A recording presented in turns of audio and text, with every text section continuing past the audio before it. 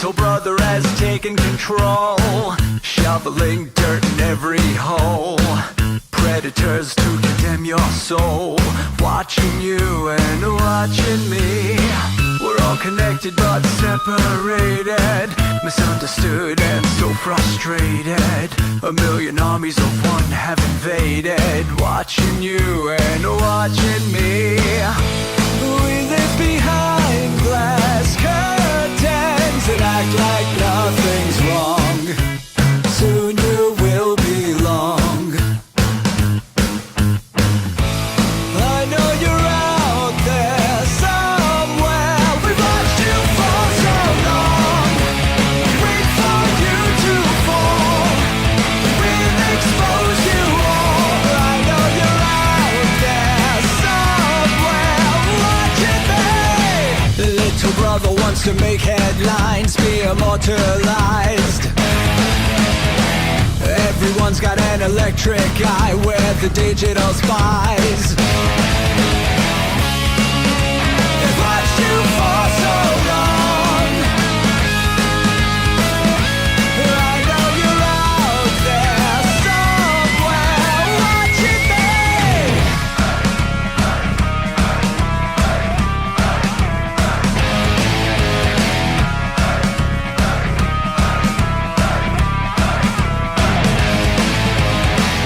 We the people have taken over. We the people are little brother, standing by to dethrone each other, watching you and watching me. Paranoid, the lens is our weapon, desensitized in our lust for attention, democratized by our voyeur obsessions, watching you and watching me. Slaves to perfection, don't let them project you as you are. Reveal your every flaw. I know you're out there somewhere. We've watched you for so long. Wait for you to fall. We'll expose you all. I know you're out there somewhere watching me. Little brother wants to make headlines, be immortalized. Everyone's got an electric eye, we're the digital spies. They've watched you for so long. I know you're out there somewhere watching me.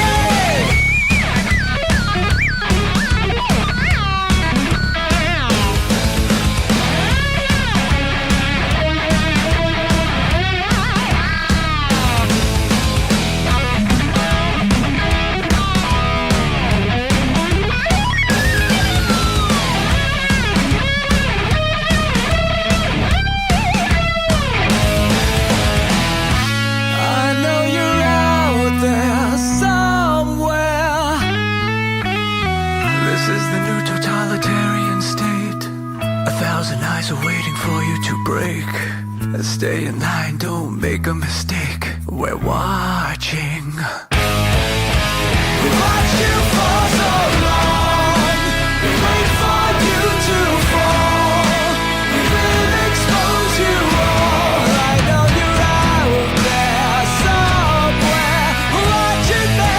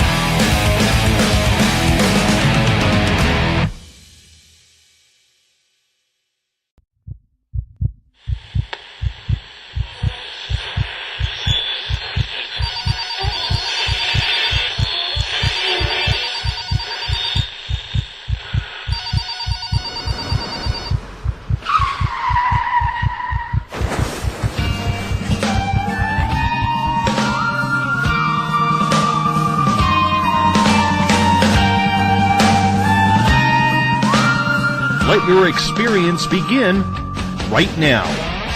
From high atop the mountains of British Columbia to you listening around the world, this is Spaced Out Radio. You can follow us on our website, spacedoutradio.com, on Twitter, @SpacedOutRadio. Give our Facebook page a like, Spaced Out Radio Show. You can follow us on Instagram, Dave Scott, SOR, or on our YouTube channel, Spaced Out Radio Show. Let us play with all our toys, they let us think that we're big boys, they let us make the louder noise, but women rule the world. They let us think we're Superman, that we're the only ones who can be strong, but we break on command, cause women rule the world. Buckle up, space travelers. It's time to go for a ride as we are live on Spaced Out Radio.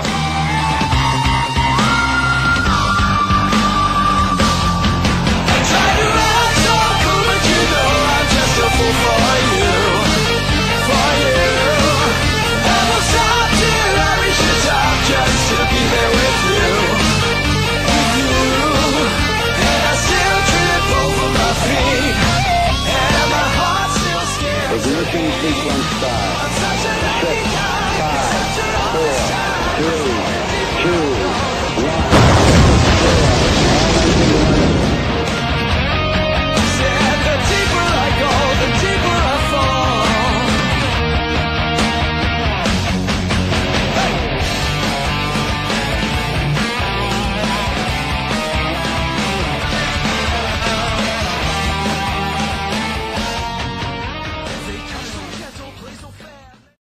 Good evening and welcome to Spaced Out Radio tonight. I am your host, Dave Scott. Good to have you along for the ride.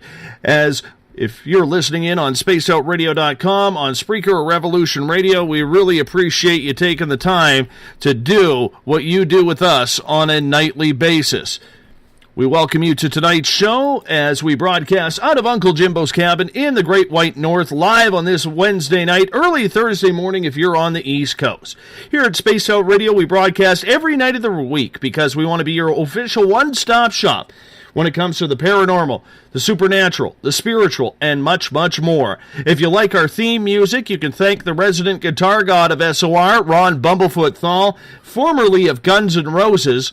Bumblefoot is the official sound of this show. You can follow us on Twitter at Spaced Out Radio. Give our Facebook page a like, Spaced Out Radio Show. On Instagram, you can follow me at Dave Scott, SOR.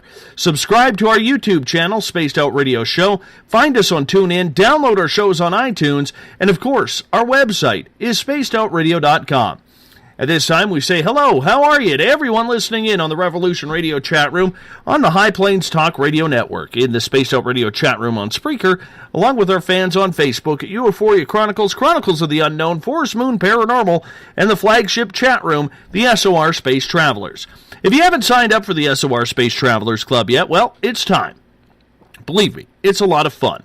It's only $5 a month, and with that, your name gets entered into monthly prize draws, access to private group interviews, access to a special section for your postings on our website, and much more. While at our website, you can also read our latest blogs, check out Eric Markham's SOR Spacewire and your latest weird news, and our newest feature is the SOR Sightlines Report. It's right there for you. If you've had an experience and you've wanted to investigate, it doesn't matter if it's Bigfoot, paranormal, UFOs, ETs, send in a Sightlines Report. It'll be investigated by our researcher, Mike Schmidt. He will get back to you ASAP. All information is 100% confidential. If you are listening in on Revolution Radio, do us a favor. Remember, the Double R Machine is the largest nonprofit online radio station going. Take the time to visit freedomslips.com and donate today. We're going to continue our trek into the paranormal world leading up to Halloween here on Spaced Out Radio, and we thought we'd do it in a very big way tonight. If you're a fan of paranormal television, well, then our guest really needs no introduction, but we'll give him one anyways. Keith Age is really one badass paranormal investigator out of the state of Kentucky. He's seen it and pretty much done it all when it comes to hunting down ghosts and strange phenomena. Keith is the founder and leader of Louisville Ghost Hunters Society. He is also the host of Sci-Fi's Spook television series and works on the Booth Brothers documentaries such as Children of the Grave and The Haunted Boy. He throws very successful paranormal conventions in Louisville and surrounding areas. He's the author of Out of the Dark and the documentary titled Ghosts of Galena.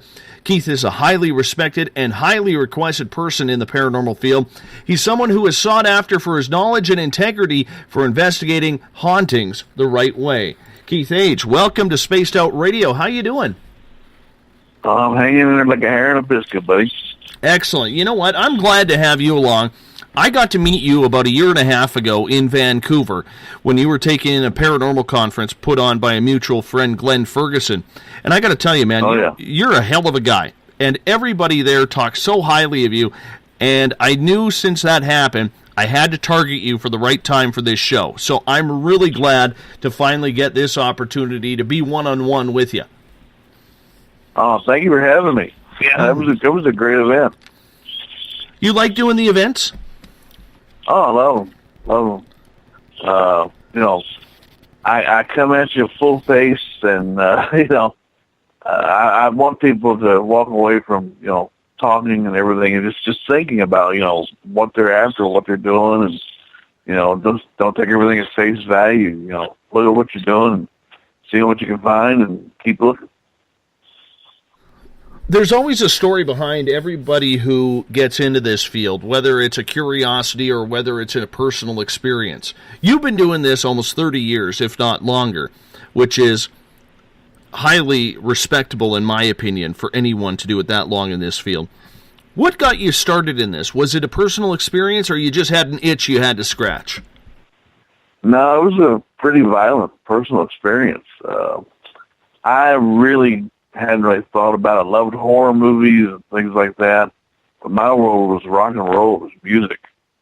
And I met this young lady after coming off tour, and she would never take me over to meet her mother and father. And I just figured it was because of the long hair and the rock and roll look. And just, you're talking the 70s here.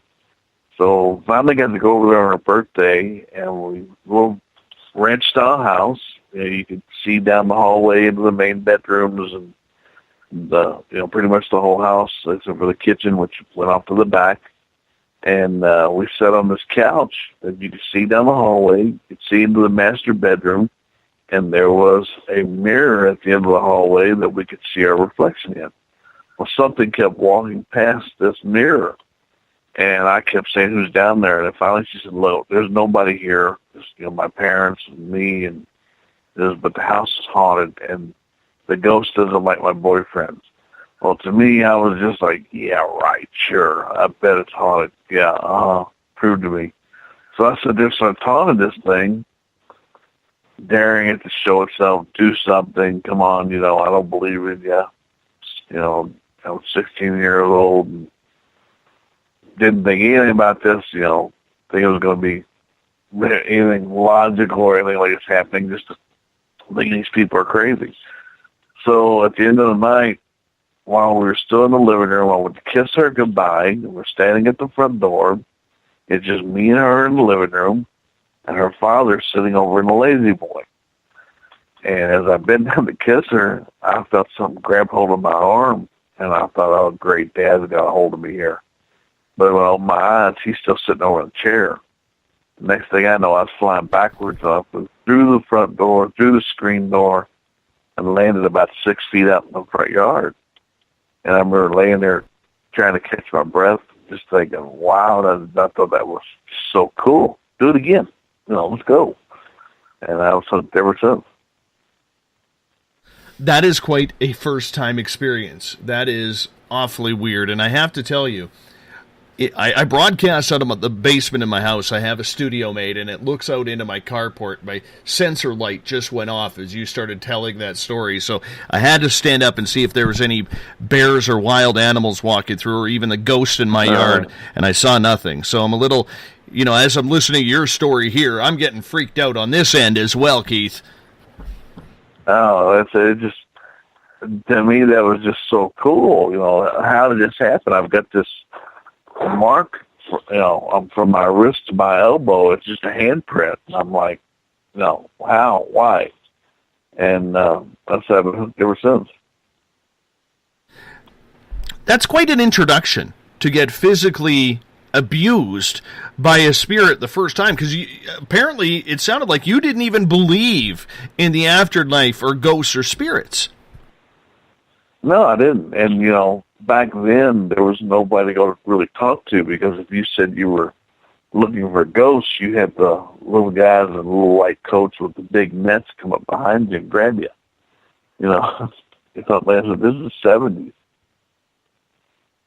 So, from that moment on, when that happened, Keith, and you obviously were a little tripped out in a good way about it, did it start right off the bat from there that you wanted to become a paranormal investigator and learn about this, or did you take some time just to see if anything would happen again? What happened in that time frame? Well, I started trying to learn as much as I could about ghosts, but back then, if you went to the library, you'd find books on Bigfoot, ghost stories, haunted houses, stories. You didn't find anything real, except for you come across a book by Brooker, Holzner, and that was it. There wasn't much out there. And the only thing on TV that was really about ghosts or anything was the old In Search Of TV show, that was, anything that showed real things happening. And, it was just hard to do and hard to learn. And, there is no right way or wrong way. I'm not psychic in any way, shape, or form. What I learned how to do from trial and error, and that's it. How many years was it before you started investigating this and starting to take this a little bit more seriously after that experience? Because I'm assuming, with the girlfriend at that time, you're probably in your late teens when that happened, and moving on forward, nobody was really ghost hunting out in public at that point. And was it shortly after, or did it take some time for you to finally say, I gotta do this, I gotta learn more? Oh, it was right then. I mean, it was just, yes, I still play music to this day. But yeah, right then and there, it was just like, let's try to figure out what's going on.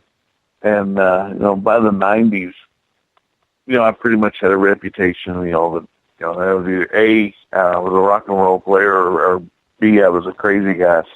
So, I enjoyed both of them. At that point, I'd been to a lot of different places and, seen a lot of strange things at that point. I've never seen a ghost, like me or you talking. I'm waiting for the day that I get one that walks up and goes, "Hi, I'm Bob." So were you touring in a band at that point too, or was music just a hobby at that point? I don't know. I've been playing out professionally since I was 12 years old. So, yeah, that's how I made my living. And what's your instrument of choice? You seem like a guitarist to me. Yeah, I'm a bass player. Very nice. I got to tell you, man, I have 3 guitars sitting in my studio right now, and I know a total of 2 chords. My parents... as long as you're having fun, that's all that matters. I can tell you this. I'm all about making noise, man. I tell you, I can blow the hell out of my amplifier like anything. It doesn't make any sense, but to me, I sound like Randy Rhoads or Mr. Ron Bumblefoot THAL, our theme music man. That's what I sound like, at least in my head. It's horrible. It really is, Keith. But I will tell you this. One of the guitar picks, and I rarely use this, in 1992, I had front row center for Pantera and Skid Row in Vancouver. And Dimebag Darrell flicked his guitar pick, it hit me in the shoulder, and I still have it 20-some years later. That's cool. Yeah, man. Yeah. But I take you for more of a Southern rock, Lynyrd Skynyrd type of guy. I like a little bit of everything, but yeah, you get my music of choice is rock and roll from the 70s. And, I do like the Skynyrd stuff. I like, a lot of people, Skynyrd Well, my favorite stuff in Skinner is stuff like Down South Jukin and, obscure sounding stuff that you don't hear on the radio a lot, because it just shows off, their prowess and how good they really were. So, well, it wasn't really all the mainstream stuff. What's that like, always being on the road and being in different hotels, different buses, different bars, and different stadiums to play in? I mean, you have to have seen during that time a lot of strange occurrences. Oh, yeah. Well, for instance, back in the late 70s, that was the days of arena rock. And I mean, I'll be honest, the whole sex, drugs, and rock and roll lifestyle was real. And there's a lot of it I don't remember anymore. But, you're right. You wake up on a bus, different place, different city, different town. After a while it gets monotonous. But to this day, I still love being on the road. While I'm out doing these gigs and stuff, doing the ghost hunting stuff. I love it. Still in my blood. And yeah, it's going on 40 years now. Well, I gotta say this, when you get something that you're passionate about and you have the ability to do it, and I don't know if you're tied down by a wife and children or if you're tied down by a mortgage or anything like that, but, for the majority of us out there, we don't have that ability to do it. So I commend you for living your life the way you've wanted to live it, Keith, because I think it's impressive. I wish I had the ability to do that. I wish my parents would have allowed me to play guitar instead of saxophone, which I hated, and I lasted about 2 years doing that before I realized that hockey was more important back then. So I commend you for being able to live that way. I realize it's a hard life, the vagabond lifestyle, but I don't think in the end you would regret the way you've made your decisions. Oh, no. And I did slow down for a while while I raised my 2 kids. And, didn't get to go out as much as I'd like, or, you have to do the corporate world and, make sure you get, 2 little kids, they've got to eat and they've got to be raised as best you can and everything. And, no, I really wouldn't want them to have the same lifestyle that I have. And hopefully, my daughter just had a son almost a year ago, and she's got the home life, and she's a mommy now, and my son's doing okay. So, as long as they're happy, that's all that matters to me. I have a question for you from the Space Out Radio chat room. Saber is asking, going back to your girlfriend's house in the 70s, did you ever find out what was haunting it? Well, we think we know what was haunting it. Basically, the man who built that neighborhood, that was the first house that he built. And he put him and his wife in there while he was building that neighborhood. Well, his wife died in that house. And we believe it was cancer. Well, come to find out, he was so remorseful, he ended up blowing his brains out in the same bedroom. So we think it's, that's who it was. Because at that time, there had not been any houses in that whole place, so it just been an empty lot. So let's focus in on the ghost hunting here as we start to warm things up, because we got a long show ahead of us and it's going to fly by, and I know there's going to be questions all over our audience chat rooms tonight for you, Keith. When you when you decided to take the paranormal a little bit more seriously, what was it like back then being an investigator? Because you didn't have the technology of today, so how did you do it? Well, again, like I said, there was no one to talk to, nobody to turn to. Otherwise, people think you're nuts. And you just go out there and went out on your own. And eventually, within maybe about 10 years or so, I had a few people that would go out with me and stuff like that. And you get a reputation, that, hey, this is serious. We're not spooky people, even though we might look a little spooky. But, we're not these people who are walking around with hoods over our faces, even though we still get that today. But, listen, back then, people, and they still are scared and they don't understand. And, now you've got a whole plethora of turn on your TV and you can find anything about, or anything and everything about ghost hunting quotes. And, back then I was not, I still to this day, if I could have done to, taking flour and put it down a hallway and see if anything walks through it.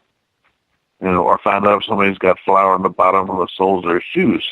And there's your ghost. Fear, adrenaline, and paranoia go a long way to make a ghost appear. I always thought that was a rumor about the flour on the floor. Oh, no, we even used to use graphite.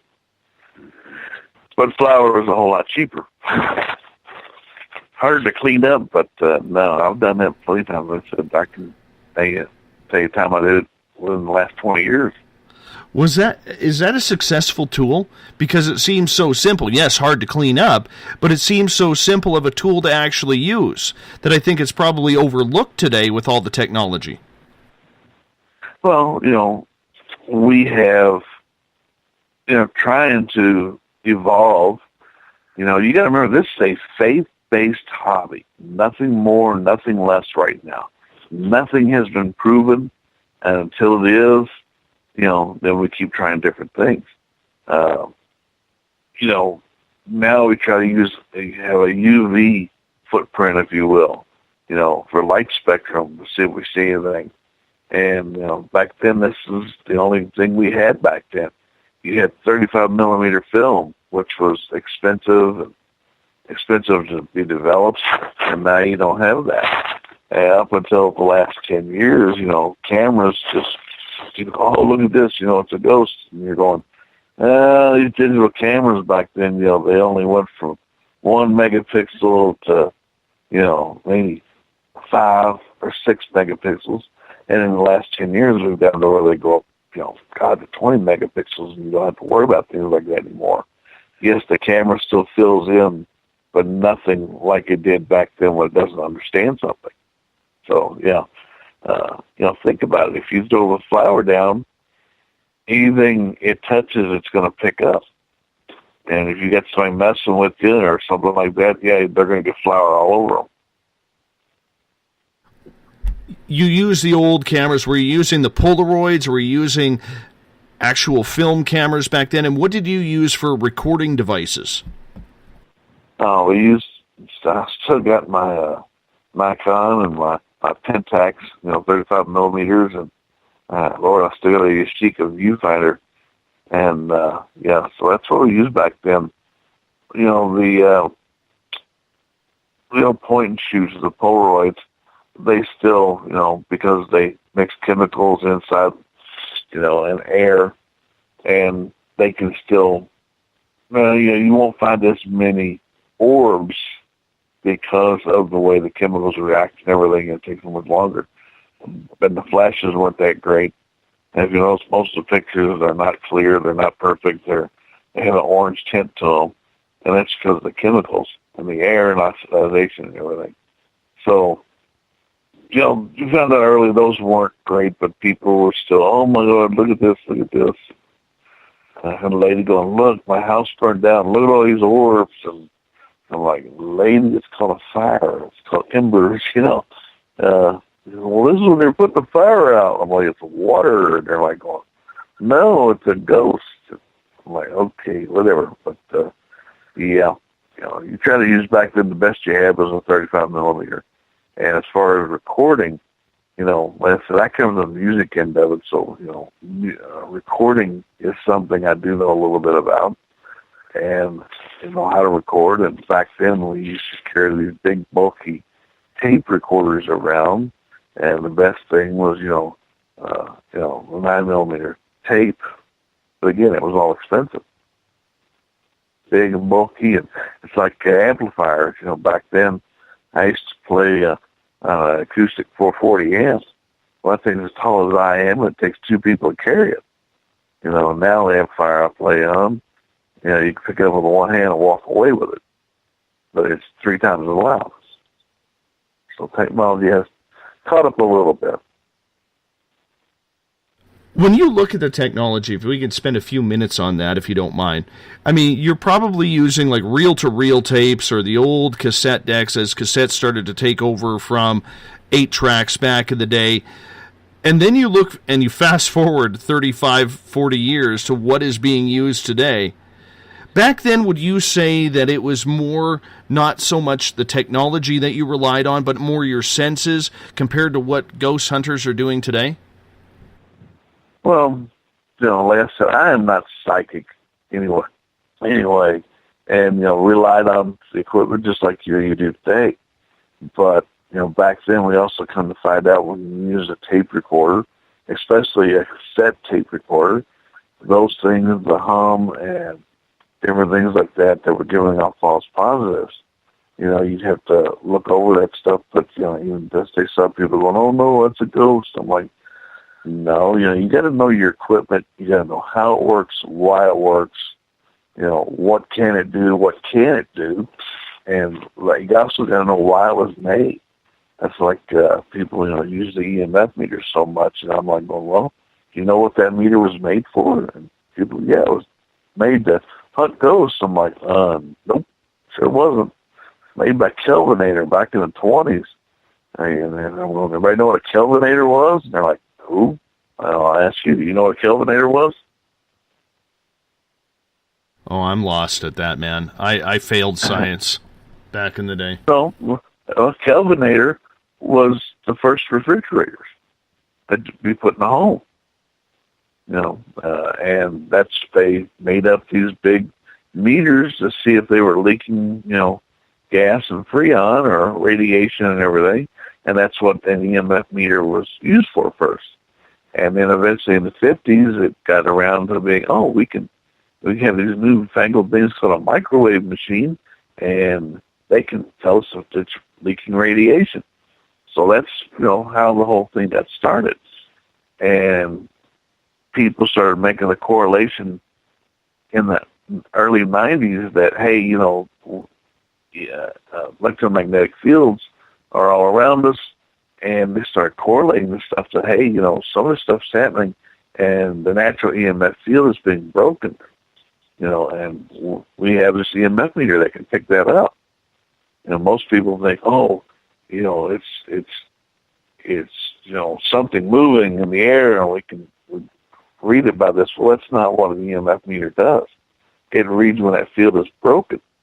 And that's why you can take a magnet to an EMF meter and put it close to it, and, it'll move. It'll react. It'll tell you how strong it is or how powerful, what the field of breaking is. Most people think, that's the power of a ghost. Well, no, that's the power of the EMF field being broken. And, same way with, thermal imaging. We don't know what this is we're capturing, but we're capturing something.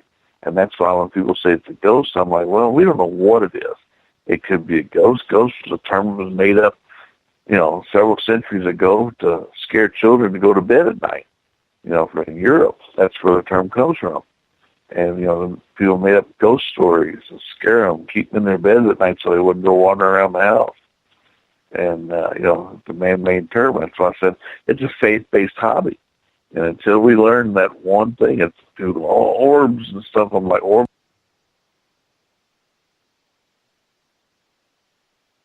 We just lost Keith's phone. We're going to try and get him back right now. Keith Age is our guest tonight on Spaced Out Radio. You're going to hear a little bit of a dial tone here as we hook back up. I'm not sure what happened. I hope his phone didn't die, because that really wouldn't be good. We're just getting into some good stuff here. So we're going to try and get Keith back on right now. Hopefully he'll pick right up and we didn't have a dead battery on his end. Oh, we're lucky it's ringing. It's ringing, man. Oh, that's good. Yeah, I'm going to blame that on the ghosts and spirits who don't want your message coming up. That's all right. Yeah. I don't know what you heard and what you didn't. So. Well, you were talking about this. It kind of caught me off guard. So when that happens, I go into full panic mode on this end because I got to cover up the dead air with some sort of words. I will ask you this then, and I'll lead you into another question here, Keith, if you don't mind. Do you like the technology that is used today? Do you think that it's gotten us any closer to finding out the mysteries of paranormal investigation? Oh, I love the new gear and equipment and stuff. And I've got a buddy of mine that makes a lot of gear for me named James Florida. And, it leads us to the whole thing is we don't know what we're dealing with still. There's a million questions out there. And that's just like people go, well, I'm here to help. And I'm like, oh, how are you here to help? You don't know what you're dealing with. That's why it's a faith-based hobby. We have nothing conclusive, nothing concrete yet. We're just data takers. And that's what the gear and equipment should be used for. And I don't know if you heard me or not, but I said, when you use gear and technique and equipment, you've got to know why it works, how it works, all the possible things it can do, what it can't do, and why it works. You got to know your gear and equipment, especially if it's photography, or recording or whatever you're going to do. If you were to have a chat, and I'm sure you've had this chat literally hundreds, if not thousands of times, with people who are just getting into the paranormal investigation field, what is your best advice for them, and what technology do you tell them that they should get? They're common sense, mostly.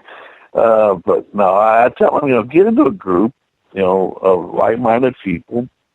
Not everything is paranormal, even though some people will tell you it is, and there's a ghost under every bed and behind every door. Well, no, it's not. If it did, we'd all have PhDs behind our names.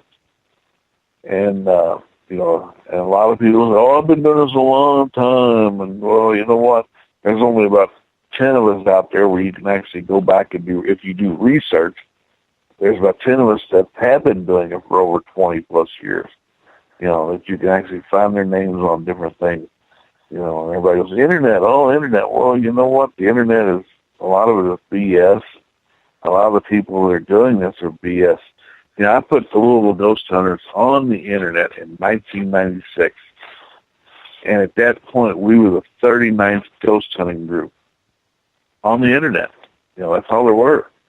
And if you go now, you've got millions of ghost hunting groups out there. And, when you get up here and the shows are gone, the people who are in it for the right reason, they're still going to be there doing it and still enjoying what they're doing.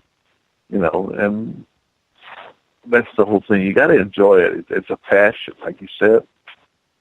Do you think there's too much focus on trying to get as much technology as possible, taking 4 to 6 hours to set up all the gear, rather than just kind of making your list and creating like a basic list of what is actually necessary on an investigation?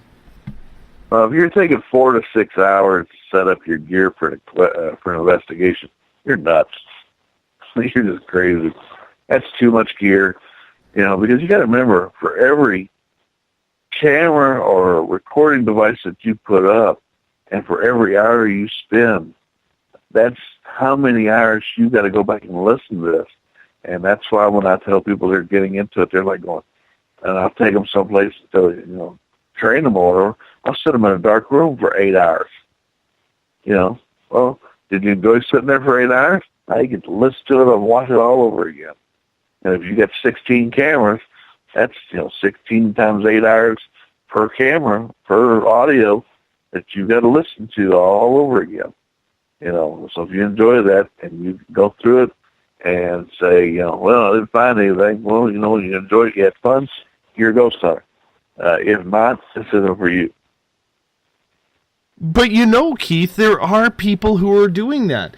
They feel that they have to have every piece of technology. They can't afford food, but they sure as hell can afford that brand new FLIR camera or the Ovilus or something along those lines.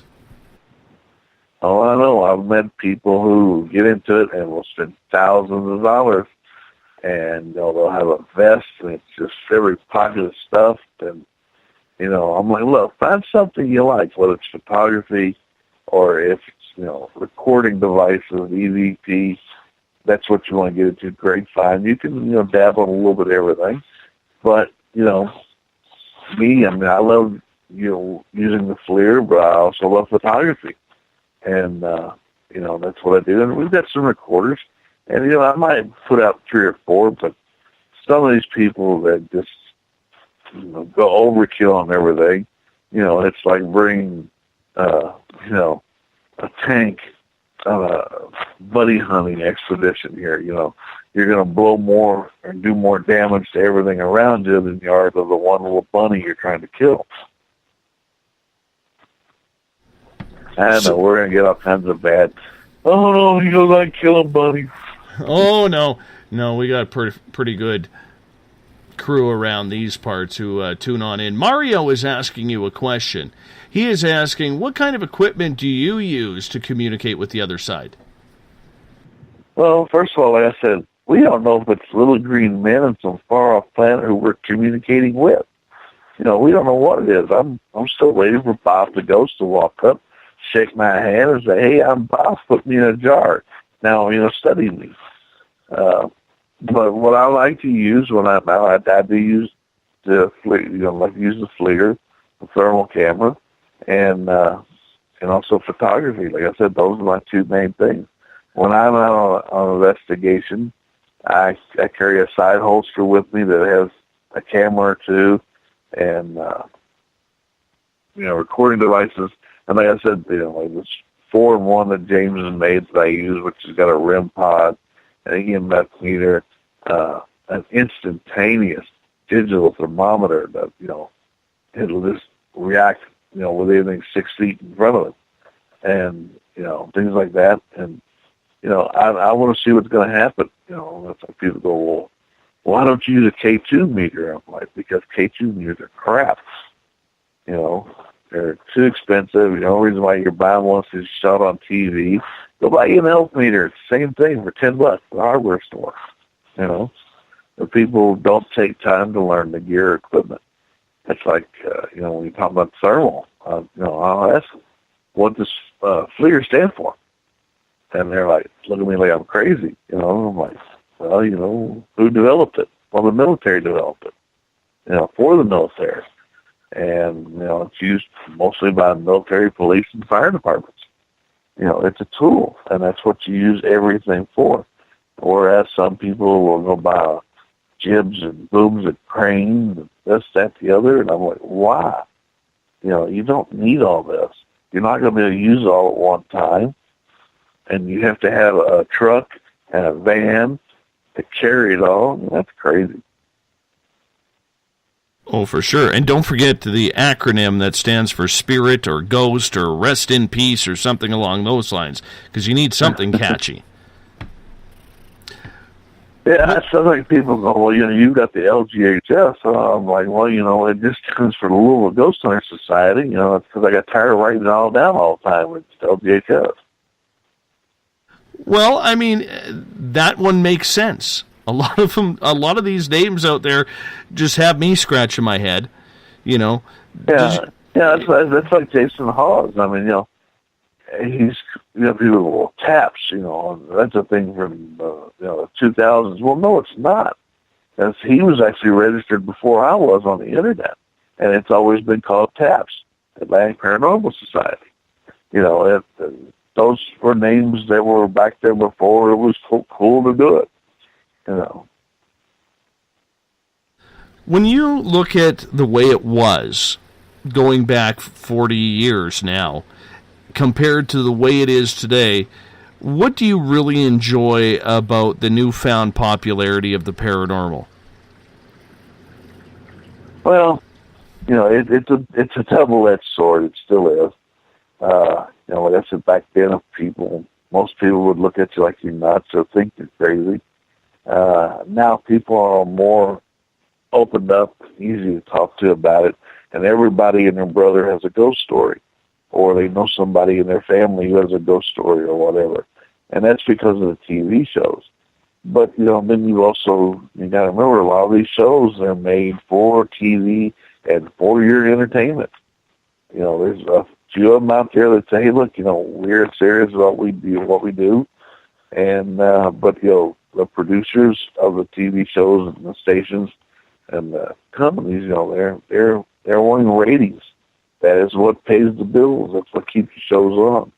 That's, one reason why I like working with the Booth Brothers is, from the very beginning, nothing would be added. What we find is what we find. If I can explain what it is, I explain what it is. If I can't, I can't.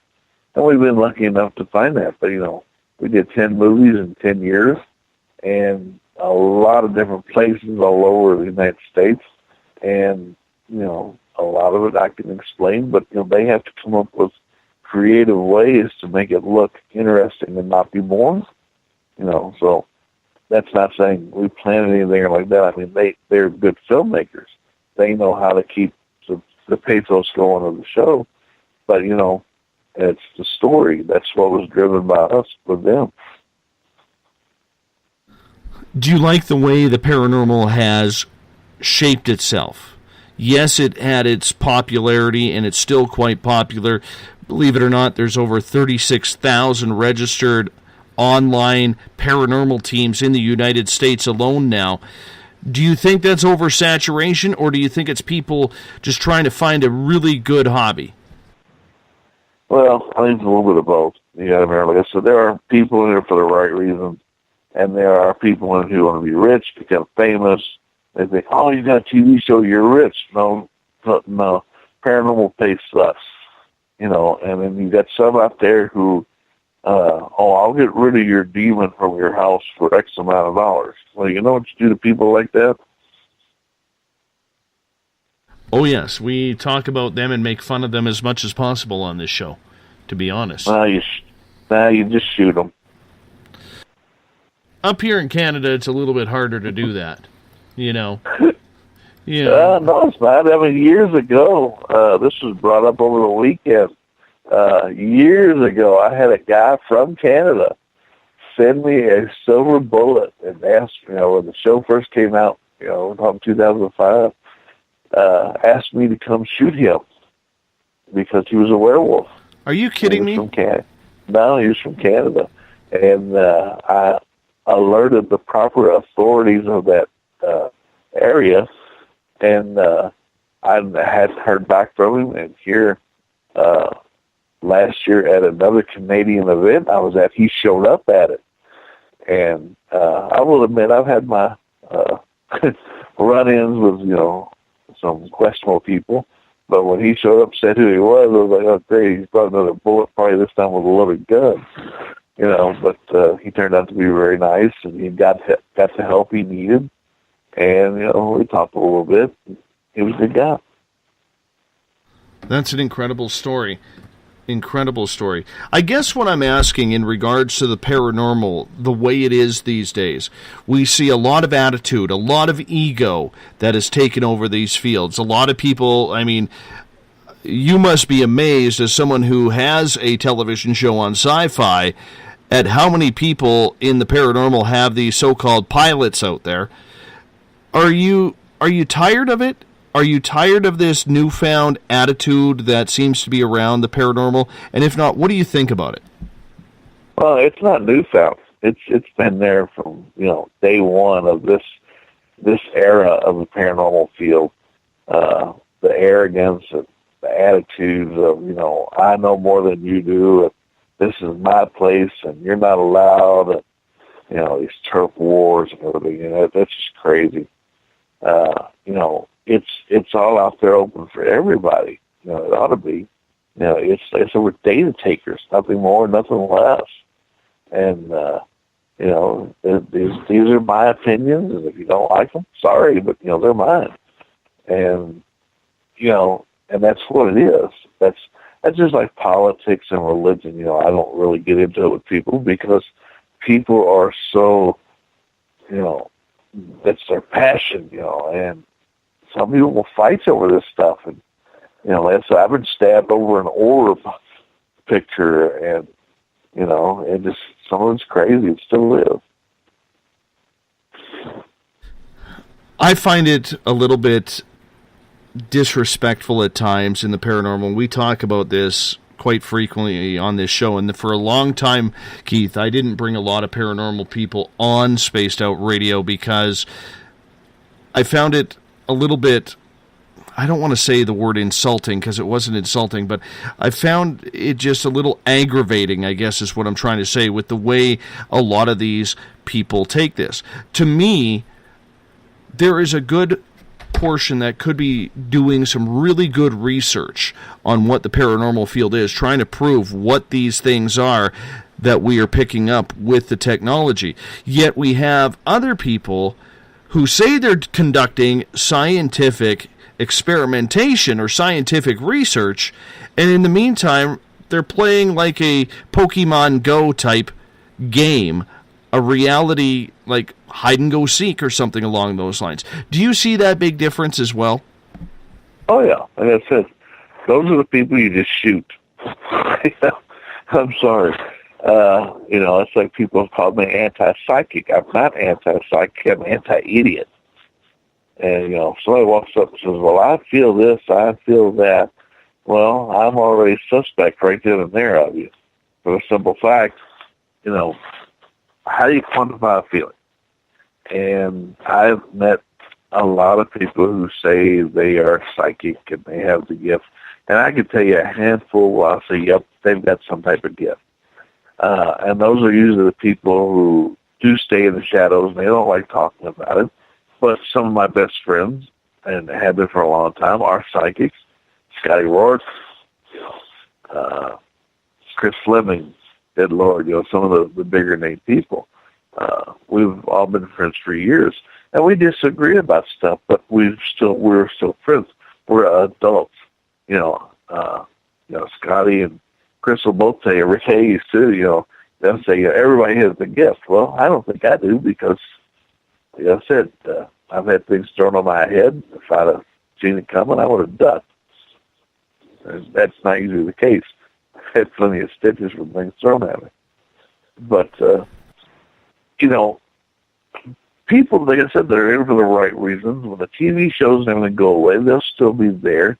The numbers will be down from the millions of people in it to the ones, thousands, where, they're still interested in it. And, the Billy Chappells and people like that who are building stuff and creating stuff, and James Florida's, they'll still be doing it because it's the passion, and they're in it for the right reasons.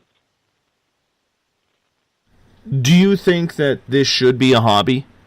Do you think that it is a hobby? It's a faith-based hobby. It is the biggest faith-based hobby out there right now. I'm not trying to cut you off, but Lord, that's what it is. You got to have faith in Him. Do I have faith that there's a God above and a devil below? Well, I've got my own belief system, and I deal with that. Do I believe, that these are interdimensional beings? It could be. Like I said, it could be some little green men in some far off planet going, hey, watch this. We don't know yet. Oh, trust me, I've seen the little green men. They're kind of cool. I actually one time, Keith, August 20th, 2015, on this show, I was broadcasting, and God is my witness. I swear my children's lives, a holy Bible, whatever you want me to do. I'll take a lie detector on this. I actually had an extraterrestrial at my window staring in while I was broadcasting. Cool. I'm not audacious enough to get up here and say that, UFOs and people from different planets don't exist because, if we are intelligent enough to create life and keep it sustained, there's got to be other places out there the same thing. Oh, I fully agree. And our history tells us, that there's things that we can't explain how things happen, 10,000 years ago. And up to this day, we don't know how they built certain things. Or, it's like I was just talking to somebody today about Hurricane Andrew when it came through Florida. I was down there, living down there, and it just wiped off the map Homestead and Miramar and a few other places. And the only thing left in Miramar was the coral garden that a man had built back in the 30s, where he took these tons of coral and made swing sets and doors that opened by a touch, and they don't know how he did it. How did he do this back in the 30s with a pickup truck. Oh, I know. Trying to find someone to talk about the Coral Castle on this show has been damn near impossible for me. Because that is one of the stories that absolutely intrigues me. Because here he was moving literally 3-4 ton pieces of coral, if not heavier, and he only did it at night. So no one would see what he was doing. With a flatbed pickup truck. Yeah.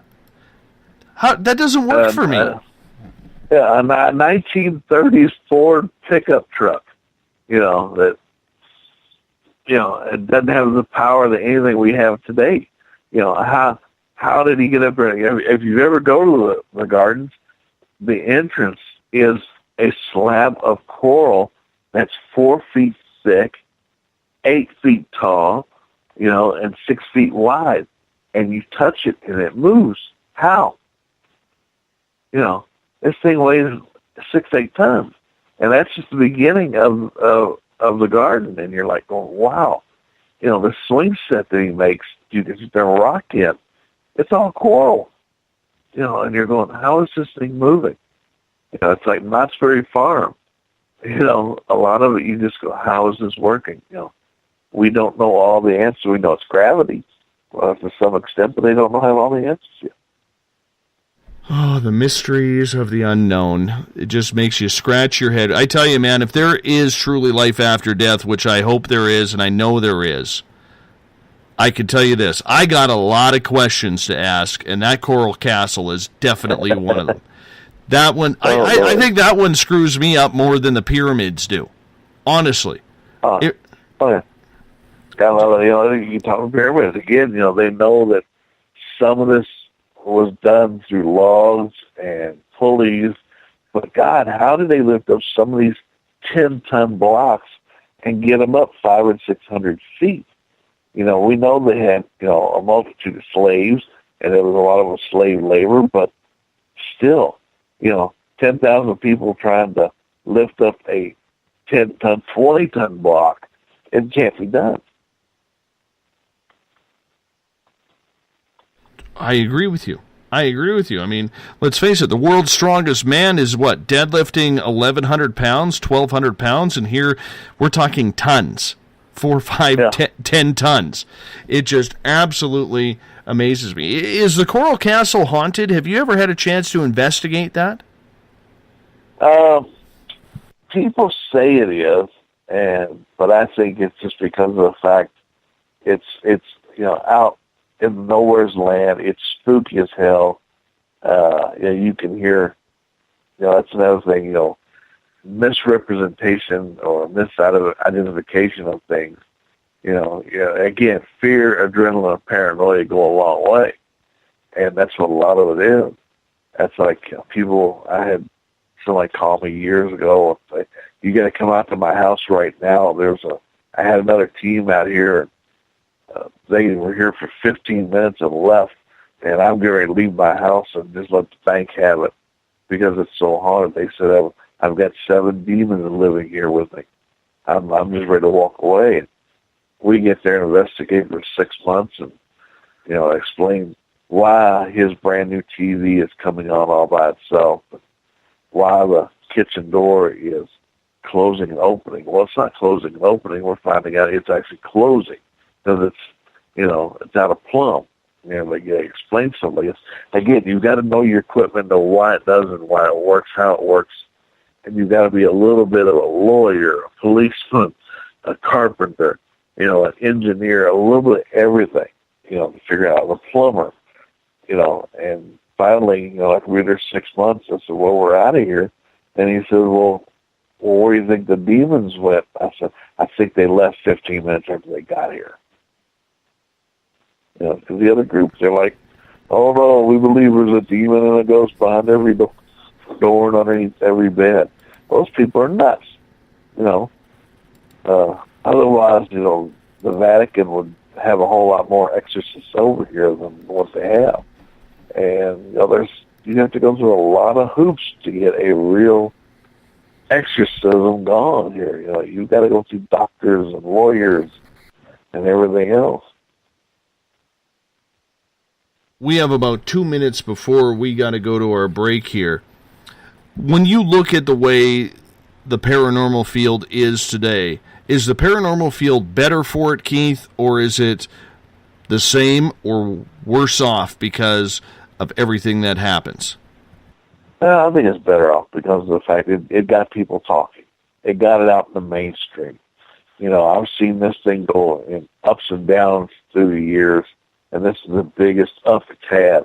You know, and I think we're on the backside of the downstream right now, and until something new comes along, or until we actually do get some real proof of the, quote, afterlife. It's an interesting field indeed, my friend. It's totally interesting, and it's one of those ones where I absolutely would love to figure out truly what is going on, as I'm sure you would as well. We're down to only a few seconds here. Keith Age is our group. If you want to check out his website, it is the Louisville Ghost Hunter Society. That's LouisvilleGHS.com. And, of course, you can find him all over TV because this guy is everywhere. He's that awesome and that wanted out there. That's got to feel pretty good. And on that note, we're going to hop out for a break here on Spaced Out Radio. We'll be right back. Looking for news beyond the mainstream news? Head to spacedoutradio.com and check out the SOR Spacewire. This is Spaced Out Radio's Eric Markham, news director for the SOR Spacewire. Daily, I will bring you intriguing stories and outlandish reports from what's going on around the world. UFO sightings, paranormal activity, conspiracies, alternative health, and so much more. And if you have news, email me at news@spacedoutradio.com. Hi there, I'm Butch Witkowski, lead investigator with U4Cop. On the final Monday of every month, you can listen to me and host Dave Scott on Spaced Out Radio's Strange Days. We're going to get to the heart of the matter when it comes to what's happening out there. People are seeing and experiencing things from ET contact to Bigfoot, and I want to hear about it. Your experiences are what we investigators need to help solve these unknown mysteries, so tune in at spacedoutradio.com. Have you had an experience you can't explain? Had a run-in with ghosts, maybe Bigfoot, or seen lights in the sky? Hi, I'm Mike Schmidt from the SOR Sightlines. I'm here to investigate your sighting. Head to spacedoutradio.com and fill out a report on the Sightlines. All your information is 100% confidential, and I will help you figure out what you've been seeing. File your report, and let's find out the answers together. Visit purpleplates.com today. For over 40 years, the Purple Energy Plates have been delivering amazing results for their many customers. Inspired by the great genius Nikola Tesla, the harmony, healing, and energetic effects of the plates have proven over and over to be beneficial and often miraculous to thousands of customers. With their money-back guarantee and the many benefits, how can you afford not to get one? Check their site for daily specials and choose from their many energy products. You won't be sorry. Visit them today at purpleplates.com for mind, body, and spirit, and expect a miracle. Strange creatures lurking in the night, the sounds of wood knocking in the forest, odd happenings right out of a fictional world. These are the reports I love. Hi there, this is author Ronald Murphy, and I would love it if you join me and Spaced Out Radio host Dave Scott the second Wednesday of every month on our journey into the unknown land of cryptozoology at spacedoutradio.com. From Mothman to Frogman and everything in between. Hey, they don't call me the crypto guru for nothing. Are you interested in advertising on Spaced Out Radio? Head to our website at spacedoutradio.com and click on our advertising tab. There, you will find an assortment of ways you can get your product out there with us, from radio commercials to banners and social media. Have a product you like our hosts to endorse? We can do that too. Visit spacedoutradio.com for more details. From British Columbia to Northern California, Pacific North Weird has Cascadia covered. Check out our feature videos at spacedoutradio.com, where I, Vincent Zunza, and my super sleuth partner Alexandra Sullivan track down the weird and strange stories from around the Pacific Northwest. From Bigfoot to Mel's Hole and everything in between. This is what makes life exciting. So why report the normal when we can report the Pacific North Weird? right here at spacedoutradio.com. Oh, there's only one way to rock. Loud and proud. In high definition. Radio 702 rocks. Las Vegas. Have you ever had an extraterrestrial experience? One you just couldn't explain? Well, maybe I can help. Hello, I am Samantha Mullet. On the second Tuesday of each month, I will join Dave Scott on Spaced Out Radio to bring a human aspect to ET contact. It's something I've lived with my entire life, and I'd love to help you understand. Let's share our experiences. The ET Experience, the second Tuesday of each month, only on Spaced Out Radio. Hi there, this is Jolene with Rivulet Reiki and Readings, and I want you to relax. Let me help you chill out and get in touch with your body, mind, and soul. In this busy world, sometimes we need to let go, and this is where I can help. Visit my website, rivuletrndr.wix.com/rivuletrndr. Every Saturday and Sunday night, as Dave Scott wanders aimlessly in the wilderness, you can come hang out with me, James Tyson, in Spaced Out Weekend. Starting at 9 p.m. Pacific, midnight Eastern, I'll take you along as we talk with some of the best experts in their fields. SpacedOutRadio.com is the place to find us. So sit down, relax, put your feet up. Enjoy the topics like the paranormal, supernatural, intuitiveness, and so much more. Hope to see you there. Hi there, this is your psychic medium, Joanna, and I would love it if you would join us every other Sunday on Spaced Out Weekend. With host James Tyson, we'll bring you personal psychic messages on two mediums and a large. Questions about love, life, career changes. We would love it if you would come and join us live. Call in and listen in for the experience. Allow us to open the doors to your other side. Two mediums and a large, heard only on Spaced Out Weekend at spacedoutradio.com. Would you like to become one of our space travelers? All you have to do is click on the Space Travelers icon at spacedoutradio.com. For only $5 a month, you can get access to some great prizes, as well as private monthly shows, newsletters, and a members-only section on our website. Become a space traveler today.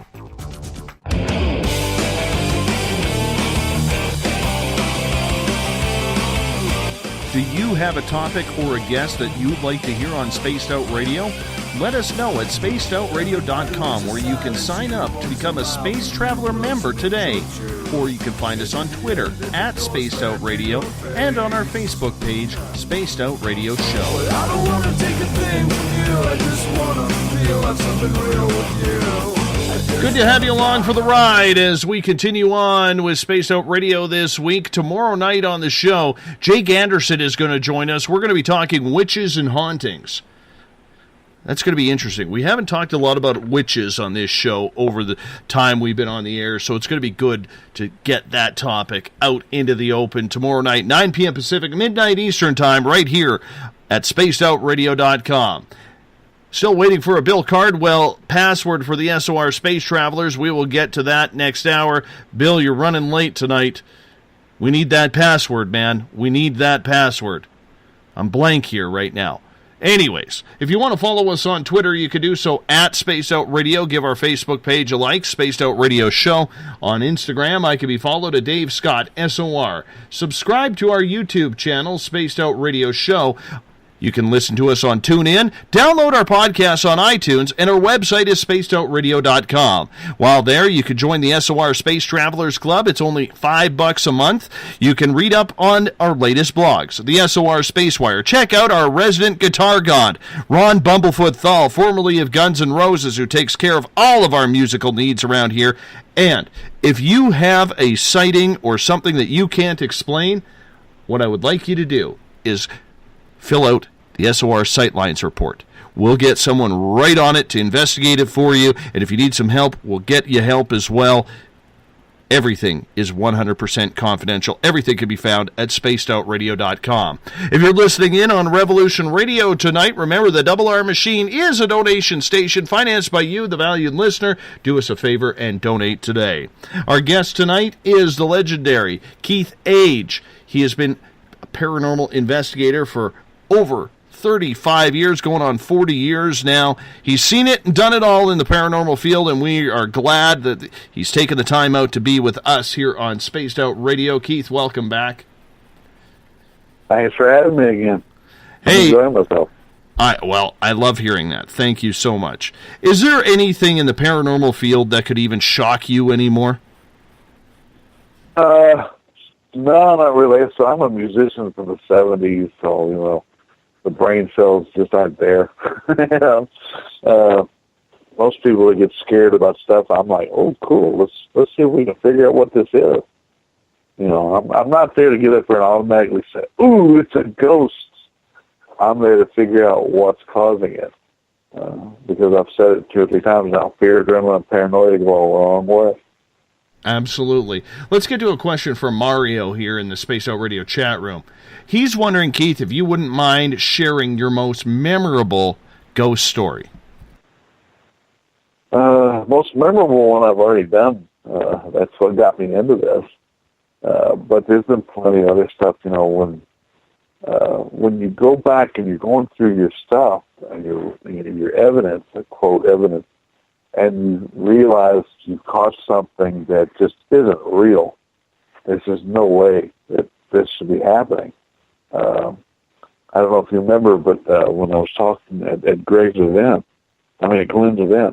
I showed what I called the Peter Pan effect, where we were filming, and you know, here I'm in a room with a psychic and a bunch of other people that are filming, and he's doing the old ooga booga, I feel this, I feel that, and I'm filming with a FLIR, and I'm not getting anything from him, around him, or anything else, but yet I just kind of get bored and start filming other things, and happen to capture this wall that looks like it erupts, you know, and then you've got his thermal image of another person. You can see their hand, you can see the thermal shadow on the wall, and then while this wall is erupting, all of a sudden there's a third shadow, which shouldn't be there, and it's exactly of this person who's standing there, and whatever he does, it does.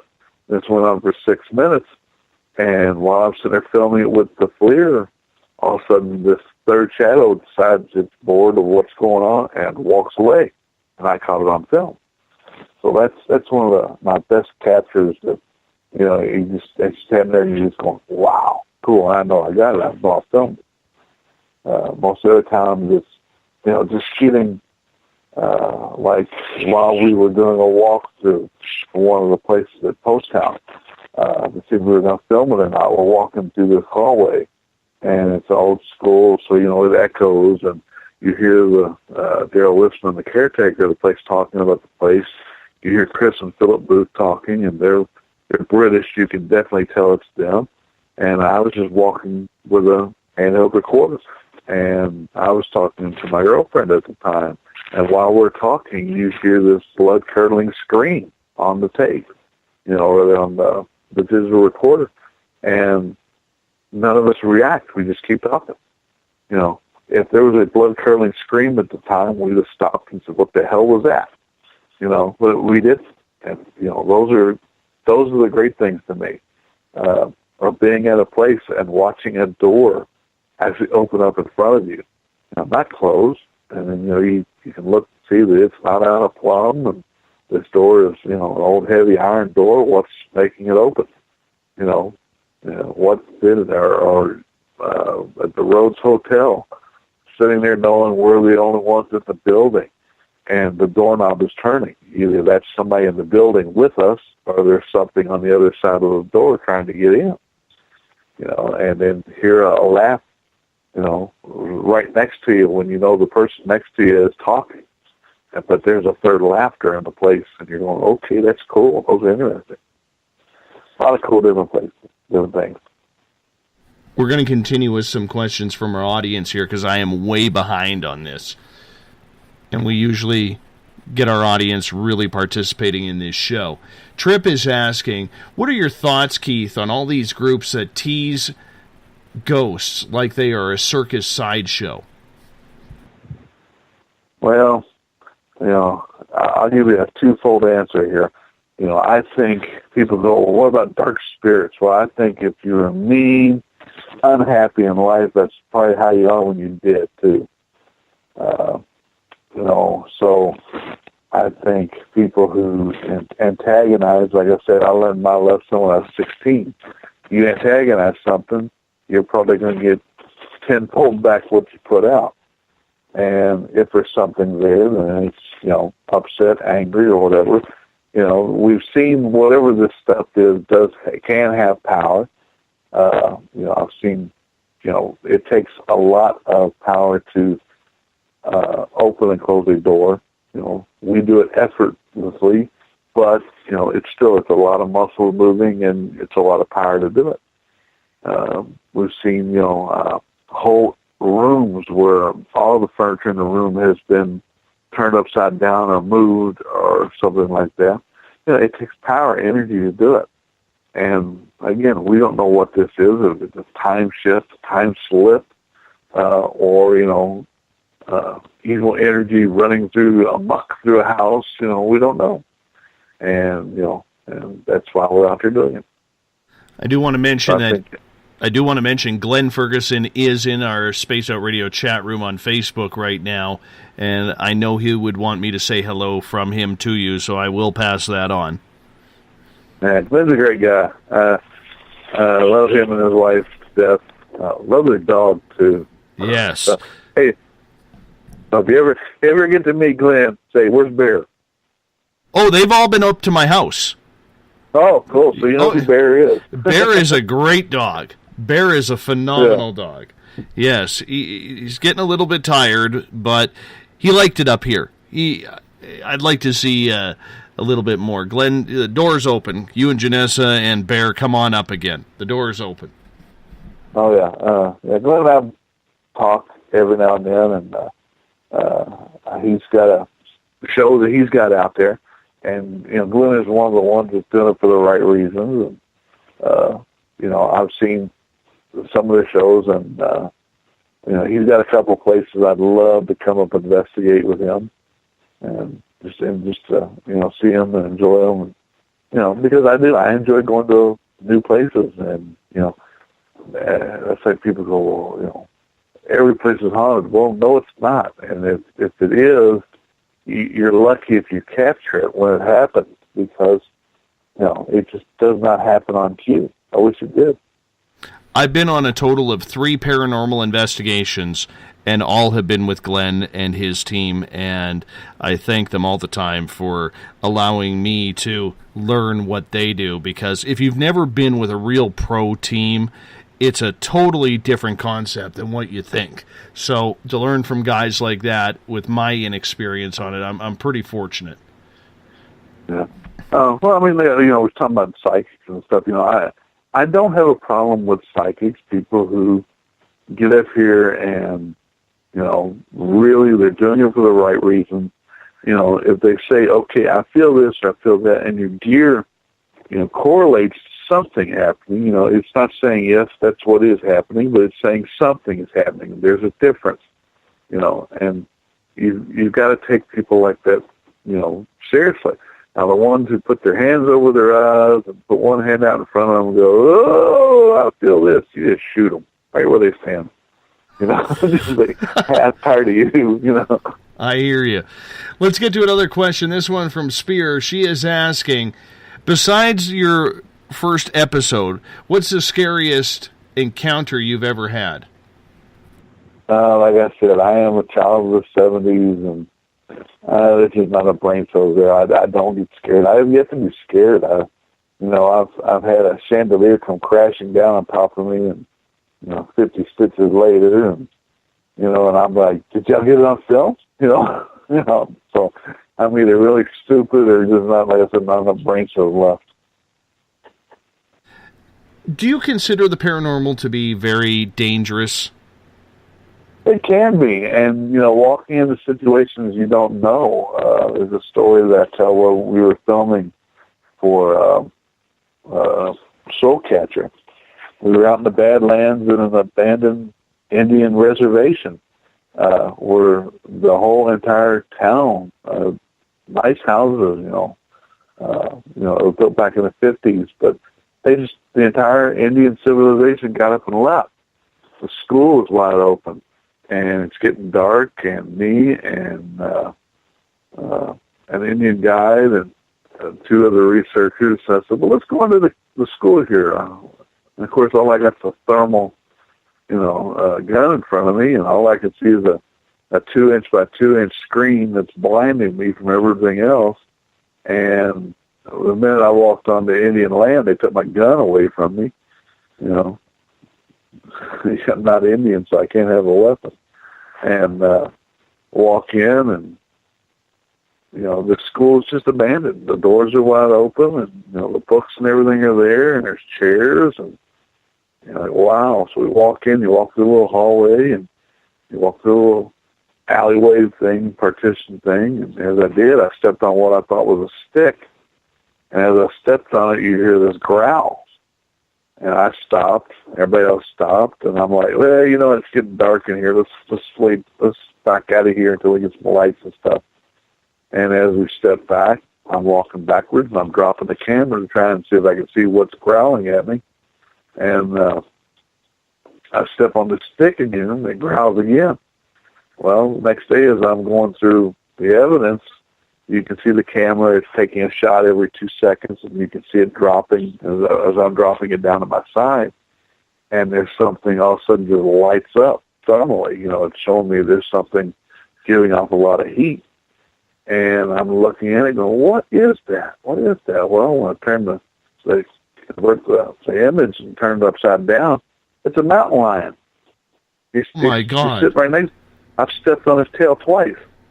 And he didn't rip you apart. No, and I'd have been lunch for a month. I'm a big guy. Oh my God. So yeah, it can be dangerous. No kidding. I've had a hospital in Upper New York. The hospital was falling down around us, and had the ceiling falling on top of us. And it's dangerous. That's that's the first thing I tell my people in my group. We don't go where we're not invited. People go, well, I like to go look at these urban places that are nobody lives there. Well, just make sure you have permission. I've been called several times in the middle of the night. Hey, this is Podunk Sheriff such and such in Podunk County. I got 10 people locked up in my jail because they said you said they could come here and investigate. And I just say, really? Sorry, wrong number. I hang up. I didn't tell them to go there. If you're going to go trespass, you just broke the law. A couple of years ago, a house up in Cincinnati that was, quote, the haunted house of the neighborhood. These kids scared the owner of the place to death. And finally, these one kid rang up and beating on the door, acting like they were going to try and break in and everything. He shot one of them. Well, there's stupidity. If you want to act like that, you're going to pay the price. Same thing with ghost hunting. If you're going to act like an idiot and a fool and say, here I am, come do something to me, well, guess what? You're probably going to get something done to you. Trip is asking in the chat room, have you ever had a spirit or a ghost follow you home, and did you get it to leave, or did you accept it staying?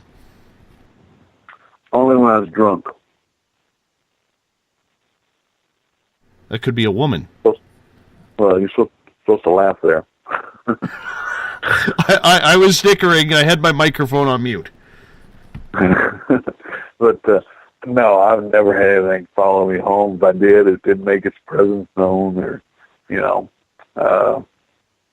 maybe I just don't have the right mindset for that kind of stuff. I don't know. Do you protect yourself? Because I know, like with Glenn's group, they're very spiritual. They protect themselves going in, and they try to cleanse themselves going out. Do you do that?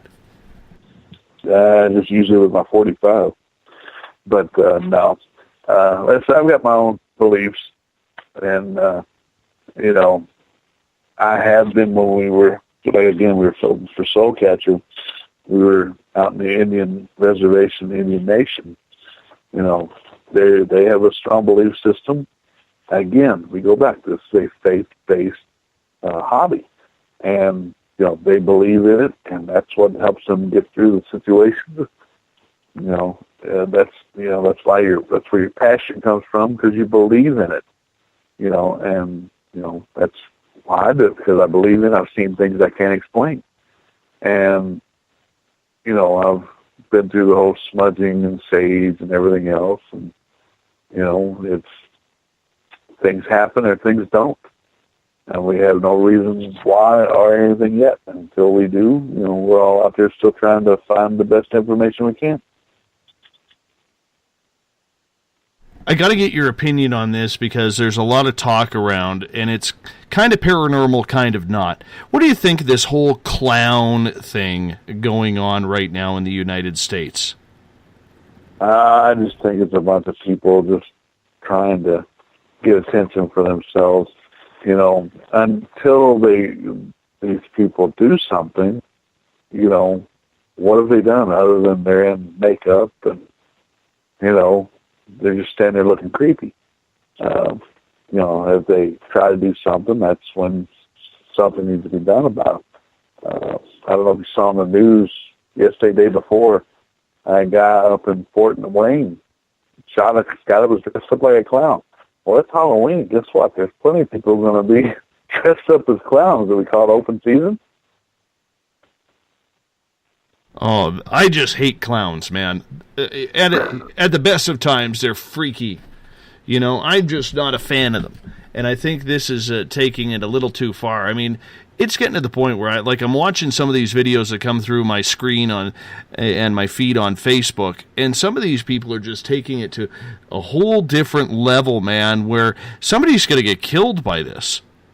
Also, I said somebody did get shot up, in Fort Wayne, Indiana.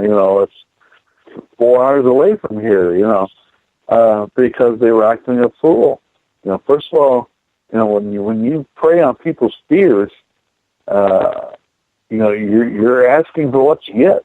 And, if this is some big subterfuge thing from some known or unknown group, then the worst is yet to happen. If not, like I said, it's just some people who want some attention, and they're getting it. And I think they're going to get up here and get the real attention here when somebody gets their head blown off. I hear you there. What's your favorite type of place to investigate, Keith?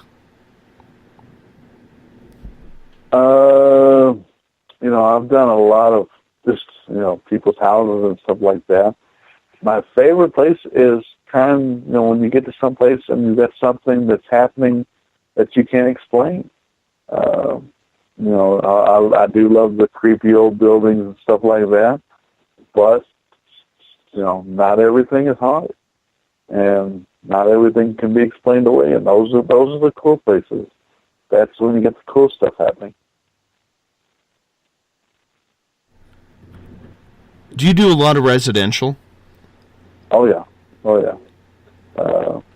Matter of fact, next Monday, my group is actually going to go to a radio station locally here, and they're going to be doing an investigation while they're actually on air because the place is supposed to be haunted in its own house. Mm-hmm. Do you think that there are too many groups out there right now doing residential when they don't have the experience to be walking into someone's home to see if it's haunted or not? Yeah, that goes back to the whole, a lot of these groups, not every's wrong word. A lot of these people want to be famous, or they want everything to be haunted, and they do some damage. That's why I said, the one case I talked about earlier where the guy said, the group was there for 15 minutes. They told him he had 7 demons living in his house. We investigated for 6 months. When I said we're leaving, he asked, where'd the ghosts go, the demons go? I said, I think they left 15 minutes after they got here. How can you tell if there's 7 demons living in someone's house and you're only there for 15 minutes? And I've been into so many places where, people don't stay here all night, and they run out of here screaming. Why? There's nothing that I've seen so far that's got me running and screaming out of anything.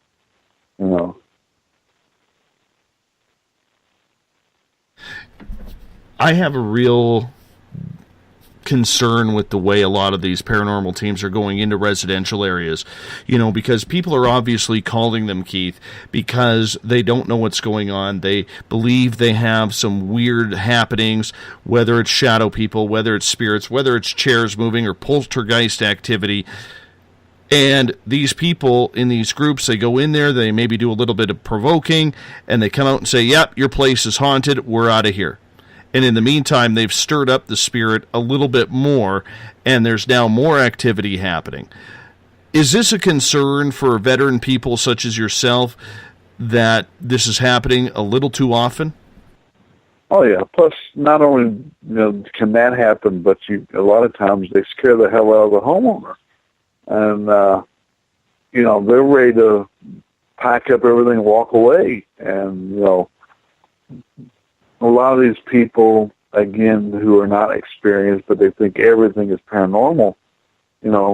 Here's a lady we had called us and said, please come out and investigate my house. And she goes, I did call another group, and they were here, and they said, yeah, it's your dead ex-husband or your dead husband. And we come to find out that they've been married together for like 50 years, and the husband actually died remodeling the kitchen for her. And her guilt is so great, she's willing to think anything and everything's happening. Well, come to find out, he hadn't installed all the cabinets correctly yet. He put shims in them, and they're not level. Well, she'd gotten up here and put all of her kitchen utensils in the drawers and everything else, and they're sliding open. Well, they're sliding open because there's so much weight inside these drawers, and, they're not plumb, they're not shimmed, right? And she's, this other group has made her think that, the husband's still in the kitchen trying to create the kitchen of her dreams. And, she's ready to shoot and kill herself over this because she thinks she's killed him. Well, that's not it. It's simple. Get somebody in here to fix the cabinets. Let's take all the stuff out. And that's what we did. We took all of our utensils out, and we said, leave it for a week like this. See if anything else opens up. Nothing opened. Nothing happened. Well, common sense goes a long way.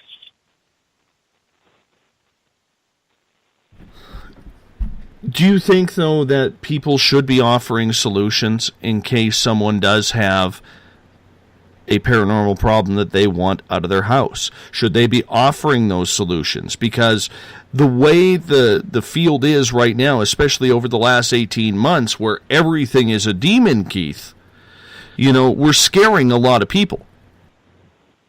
Yeah. Again, what solutions are there? We don't know what we're dealing with. That's why, when people, I used to get every day a part in my lectures where I would ask, 30 random people, how'd you get into the paranormal?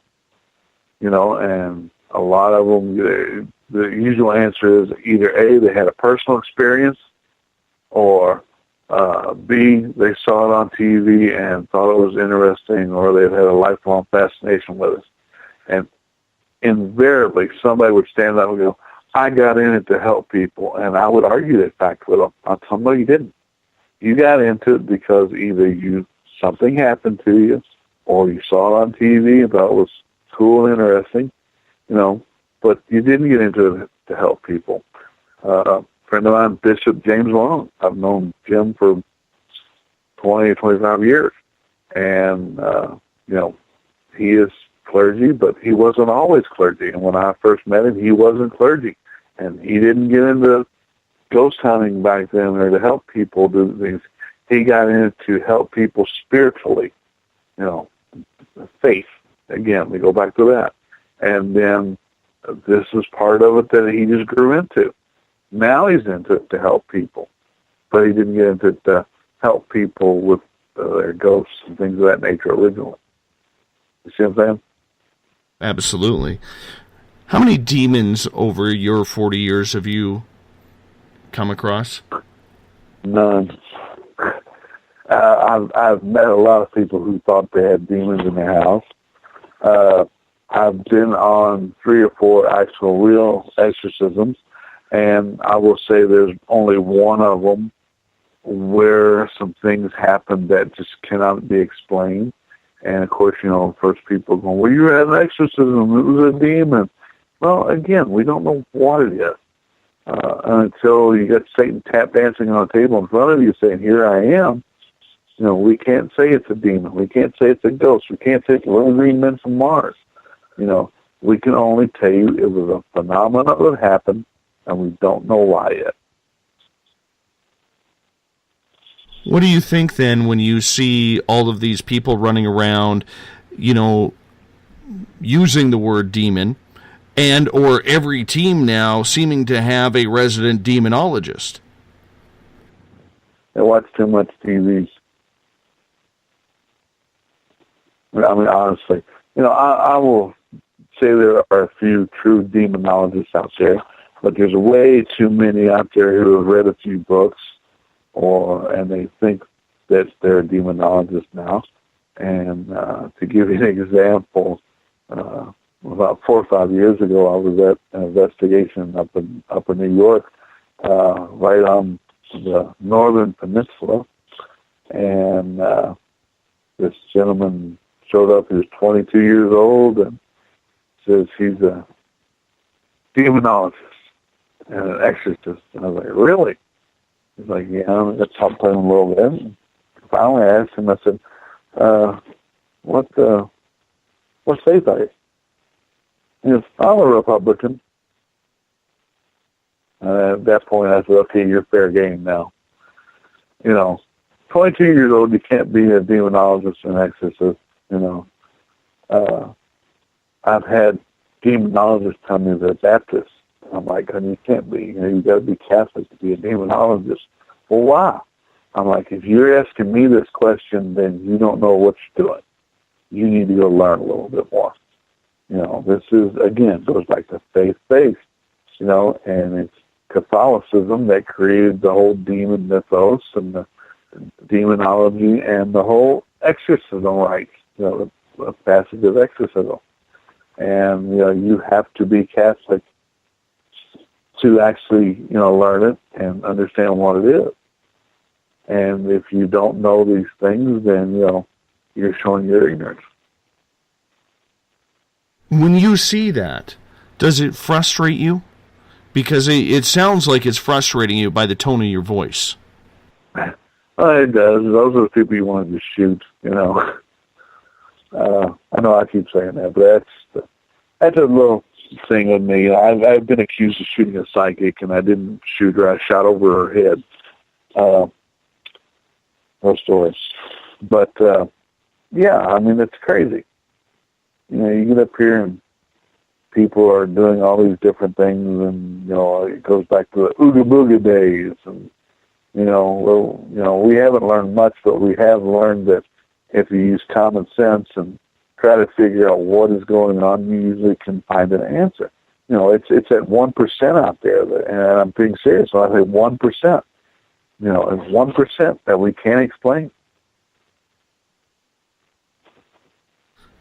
It is a tough field right now because everybody is trying to get a leg up on what's happening in the paranormal field. What's your opinion of people using a Frank's box or ghost box? And I'm sure you've heard all about the Steve Huff saga where you have to contact someone with as close to their time of death as possible to get the best communication. What do you think of all that? Well, when you talk about the Steve Huff situation, you go back to the mid-1800s where they did experimentations where when people died, they tried to, with lamps and mirrors, trying to find, the soul leaving the body and stuff like that. So, that's the whole Frankenstein mode, if you will. And it's cool, but that is actually, at Sata they were trying to learn. And, they weren't hurting anybody. Somebody's already dying, So there's that. But as far as the Frank's box, I am not a proponent of it. Again, you've got to know your equipment, why it works, and how it works. And a lot of people don't realize you're dealing with a broken radio. That's all it is. And like, well, how does it work? Well, It's simple. You pull the attenuator out of the radio so it's constantly cycling, and it's cycling and it's hitting on every time that it hits a certain frequency. And a lot of people go, well, I hear Satan is coming, run. I hear that's what I hear. And I think a lot of people want to hear what they want to hear. And Jenny is a real good friend of mine, but she believes that's what it is. Zaphis says the same thing; he believes in it too. And but I don't hear it. Whereas I've done experiments where you take two radios, you take the attenuators out of both of them, and you lower them down to where it's one frequency, just one. And you take the attenuators out, you turn them on, you record them at the same time. You should get the same message, and you don't. Because even though they're hitting on the same frequency, they're not hitting at the exact same time. So, what might sound like, please open the door on one, it says on another, it says the car was great. On another, who knows? Do you then... Again, you were talking about scientific experimentation. I'm not a scientist, but, and when we say we try to do everything scientifically, we try to do it as scientifically possible to our knowledge. And, if you get up here and you put some control balances and checks on stuff, and when those things are out of the way and you can't figure anything else out, then you got something supernatural. But when you can go in and you can recreate something 99.9% of the time, it's not supernatural because you can recreate it. I'm sorry, I didn't mean to cut you off. Oh, no, that's absolutely fine. What about then people who use a pendulum or use dowsing rods or even a Ouija board for that matter? Are you a buyer in the fact that you could communicate with spirit on the other side with this, or is that just too media-like for you? Now, let's just go back. Okay. History has shown us that people have been using pendulums and dowsing rods for thousands upon thousands of years. And they use them to find water, to find gold, to find silver, So there is some type of correlation there, okay? Now when it comes to Ouija boards, I think it's, the same thing with a Frank's box or, what you put in is what you get out. If you put in that you're going to hear something or you're going to communicate with something, you're probably going to do it. We don't know what all the brain can do yet. Now you get into telekinesis and psychokinesis and everything else. So, when it comes to Ouija boards, do I think every Ouija board is evil? No. Hasbro owns the rights to the Ouija board game, and if it was proven that everything was evil coming off a Ouija board, they'd have stopped making them years ago. Now, the ones that are hundreds of years old, I think maybe can have something to them because, we do know that, trigger objects, some can't hold energy. I had a lady had an old chessboard that she had bought, and nothing had happened in the house until she bought this chessboard. And this chessboard was made out of lodestone, and we know that certain crystals can hold energy. Who's to say that a hunk of wood cannot hold energy? We know that it can because it can still combust. It's not just because of the wood. It has chemicals inside of it and everything else. I've seen trees explode because of the chemicals and the oxygen and everything else. But here's the thing, who knows? Who's to say that this stuff doesn't happen? I don't do everything metaphysically because of the fact we cannot prove it. And we have no way of proving it right now. Would you use one on an investigation, or have you? No, because there's too much left to chance. That's just like I've got a new T-shirt out. The guitar that I play is the VC Ridge Zombie, and on the shirt it's the zombie shape of the guitar over the entire chest, and inside of that is a Ouija board, and below that it says it's all rock and roll. So that kind of gives you my attitude right there. Anytime you can throw the word rock and roll in it, that works for this show. I'm just going to tell you that works for this show. You mentioned John Zaffis, and he has an amazing haunted collection of objects. You mentioned that, even a piece of wood might be haunted or something along those lines. Do you have your own haunted collection, or do you try and stay away from that? I don't have my own collection, no. Never, ever actually thought to do something like that. I know John's caught a lot of grief over the years. People say, "Oh, you're stealing artifacts." And no, that started with Ed Warren, his uncle, and it just kind of got passed down to John, and that's part of his passion. And people send him stuff all the time, and it just goes in his museum. Have you ever come across any haunted objects that you were just absolutely stunned by? Like, I believe that it's this piece of cutlery, or I believe it's this doll, or something along those lines. Have you ever come across that? Well, that's what I was talking about, that chessboard. Like I said, there was things happening inside the house. She believed it didn't start until the chessboard arrived in the house. We got rid of the chessboard, and things did quiet down. But again, it also took some clergy to come out and do blessings and things like that after the board was gone. And, can I say 100% it was the chessboard? No. But, things did seem to calm down once the board was gone. That's like, places like Waverly Hills.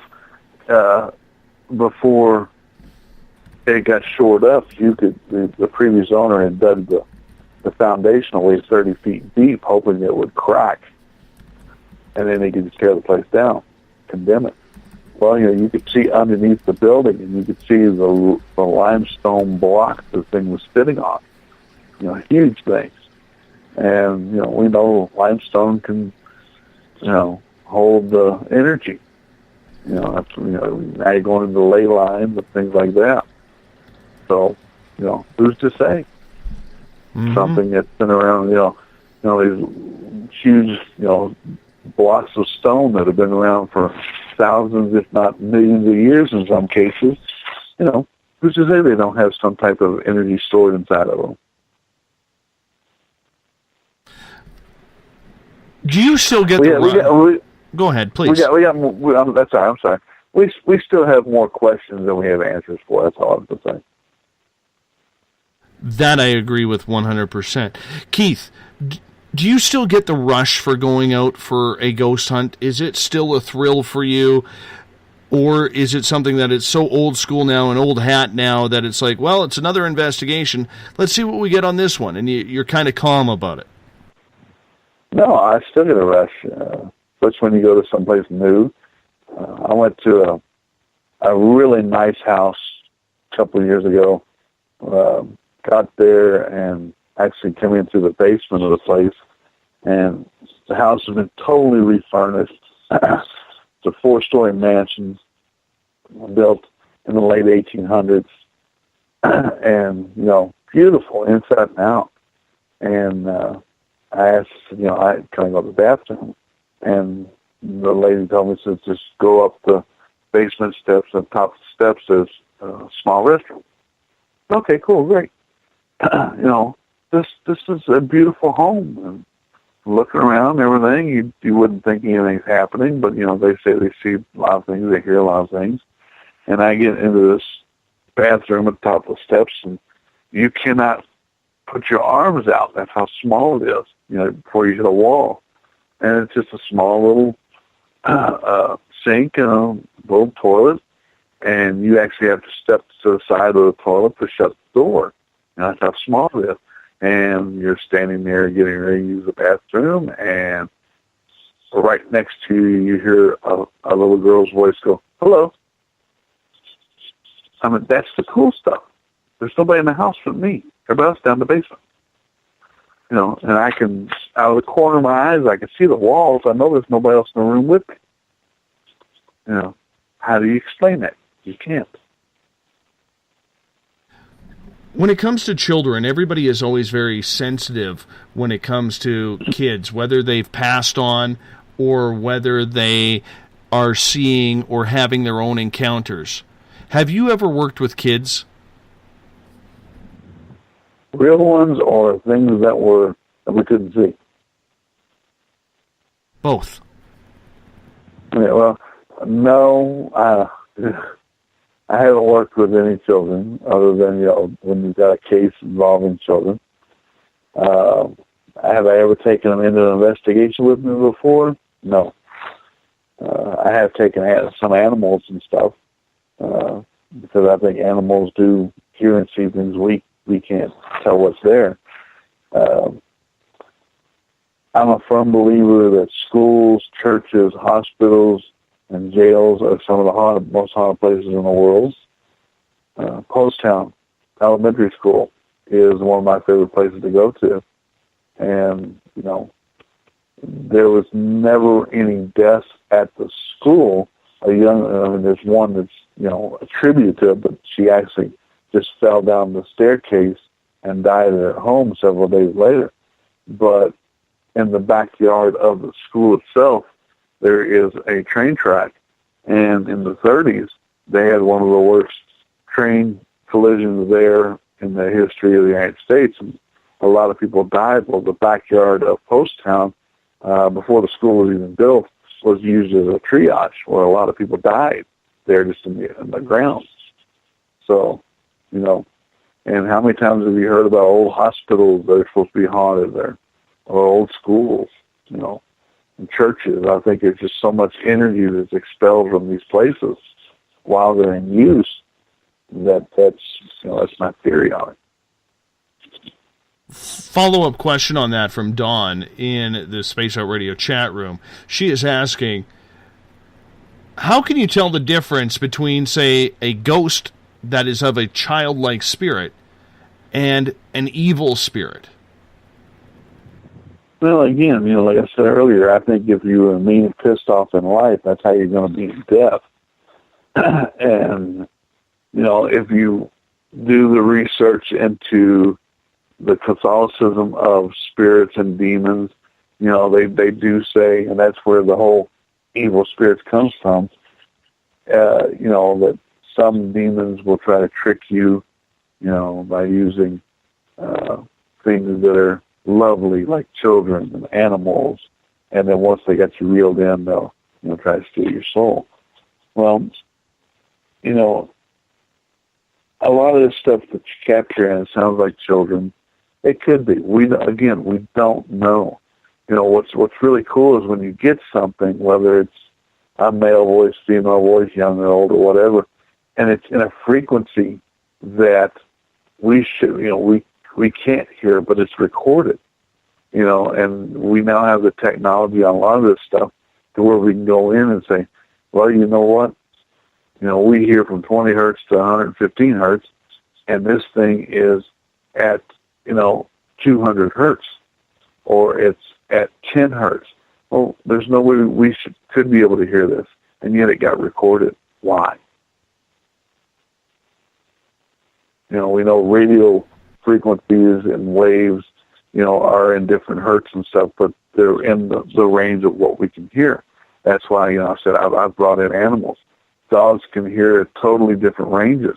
They can smell, you know, 200 times better than we can, you know, and we're learning that they see things differently than we do.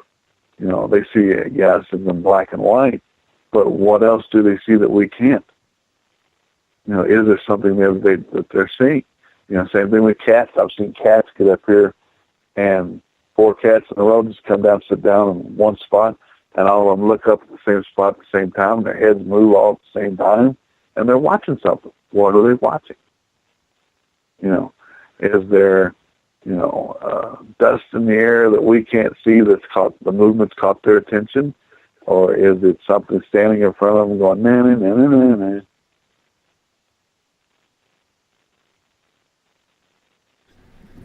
nah? Do you have any tests that you use to determine whether or not you're dealing with the real deal or you're dealing with something that is maybe organic or human in nature? Well, as far as tests go, once you get something, some type of evidence, it's like somebody says, oh, look, put the EMF meter right here and it goes off every time. Well, if it goes off every time in the same spot, there's probably nothing paranormal. Think of it like a nail stud finder. You put the nail stud there, sensor goes off every time. All right, well, you put it there one time, and all of a sudden it's gone. Now it's moved over here. Now you've got something interesting. Doesn't mean it's a ghost. It just means you've got some type of phenomena happening that you have yet to understand. And that's why we try to document it. I wish I had some incantation, that made these things materialize and show themselves. But we don't, And until we do, all we can do is just keep, out there doing the best we can and recording what we can, information. Dawn has a follow-up question. She says she has a child spirit in her home and she has some animals. So she's just wondering what she could do at the home without having equipment. Well, first of all, if they're not doing anything to hurt anybody, what I would do is just, be at peace with it. We have gotten up here and recorded what sounds like a dog running down a hallway, his toenails clicking on the wooden floors. Well, the wooden floors are gone, they're carpeted now. And yet we've still got it recorded. And, some people, they find peace in the fact that their animal's still with them, or they think a child spirit is with them. And, as long as it's not doing nothing, let it be. Try to, if you're interested in figuring out what it is, do research on your house, see if you can figure out what's been there before you. You go to libraries. Libraries can be great, wealths of knowledge on, your local stuff. And, I know in Canada, God, they've got one of the best paranormal libraries in the world there, and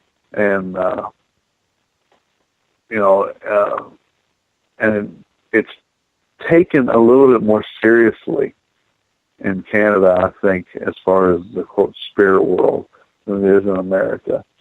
There's a lot of Canadians I've known and met who really, studied up on the situation or have wrote books on the situation about different things.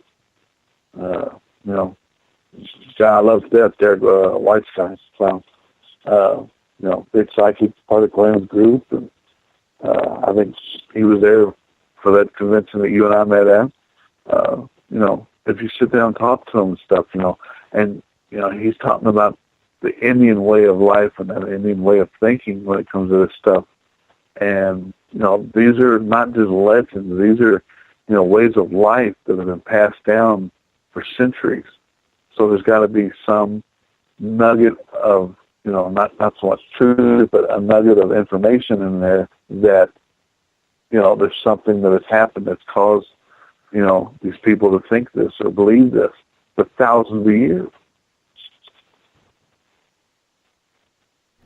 We only got a couple minutes left, and I'm curious of your thought here before we go into hour number 3, Keith.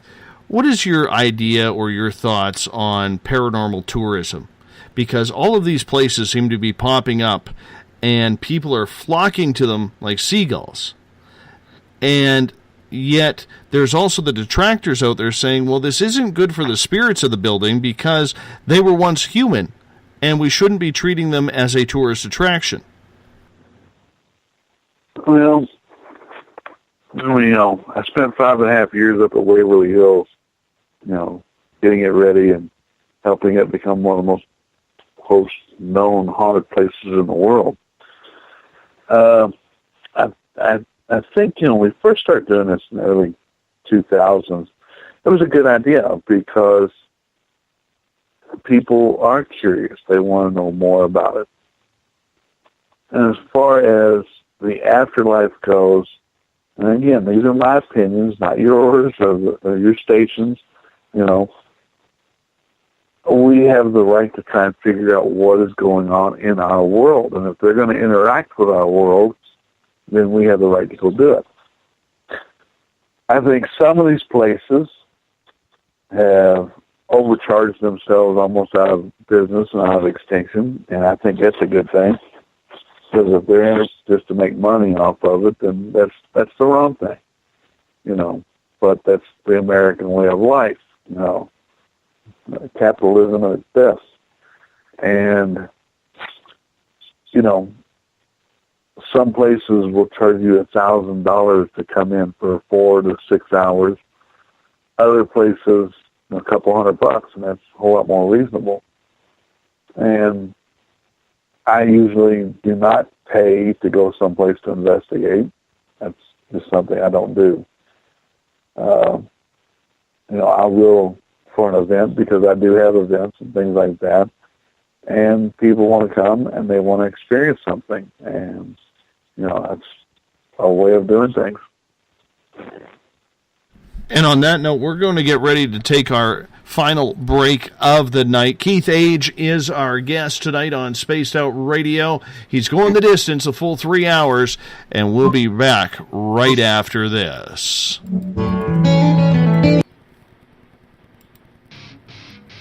The SOR Sightlines is a place for you to find answers to your strange experiences. Hi there, this is Mike Schmidt.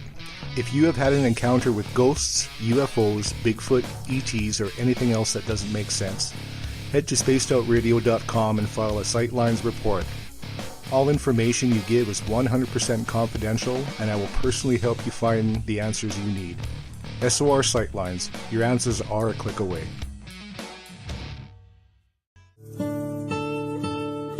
Greetings and salutations, space travelers, from the Chronicles of the Unknown team.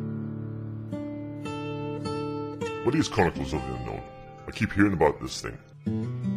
It's a new paranormal reality TV show based right here in beautiful British Columbia, Canada. Follow our team as we uncover claims of activity on the Caribou Gold Rush Trail. You can also follow us here every third Monday, where 2 members of our team will be available to answer your questions. We'll give you some equipment updates and some of our experiences on the road, right here on Spaced Out Radio. Hi there, I'm Butch Witkowski, lead investigator with the UFO-COP. On the final Monday of every month, you can listen to me and host Dave Scott on Spaced Out Radio's Strange Days. We're going to get to the heart of the matter when it comes to what's happening out there. People are seeing and experiencing things from ET contact to Bigfoot, and I want to hear about it. Your experiences are what we investigators need to help solve these unknown mysteries. So tune in at spacedoutradio.com to the final Monday of every month from Butch Witkowski's Strange Days. Visit purpleplates.com today. For over 40 years, the Purple Energy Plates have been delivering amazing results for their many customers. Inspired by the great genius Nikola Tesla, the harmony, healing, and energetic effects of the plates have proven over and over to be beneficial and often miraculous to thousands of customers. With their money-back guarantee and the many benefits, how can you afford not to get one? Check their site for daily specials and choose from their many energy products. You won't be sorry. Visit them today at purpleplates.com for mind, body, and spirit, and expect a miracle. This is your medium, Joanna, from Spaced Out Weekend, 2 mediums and a large. I would love it if you would come and join us with host James Tyson every other Sunday on Spaced Out Weekend. Together, we will take your calls and your questions live. Our goal is to provide you with a positive outlook on deep questions that you may have. Questions regarding love, relationships, money, or whatever else is on your mind. Come and check us out at spacedoutradio.com. Have you checked out the SOR Spacewire at spacedoutradio.com yet? Every day we post the latest stories regarding the weird, strange, and completely unbelievable. From cryptid and UFO sightings to the conspiracy world, we tackle it all. Hi there, I'm Eric Markham, Spaced Out Radio's news director for the SOR Space Wire. And if you have a story, I want to hear it. Email me at news@spacedoutradio.com. Patrolling the Pacific Northwest, we are always on the lookout for the strange and unassuming stories that real people are experiencing. Hi, I'm Vincent Zunza from Pacific North Weird. Me and Alexandra Sullivan have teamed to bring to you those odd stories that never seem to make it into the mainstream. Stories so weird that will leave you scratching your head wondering, is this real? It's as real as it gets with Pacific North Weird. You can watch our videos right here at spacedoutradio.com. Become more intimate and interactive with Spaced Out Radio. Join our Space Travelers Club with your new membership.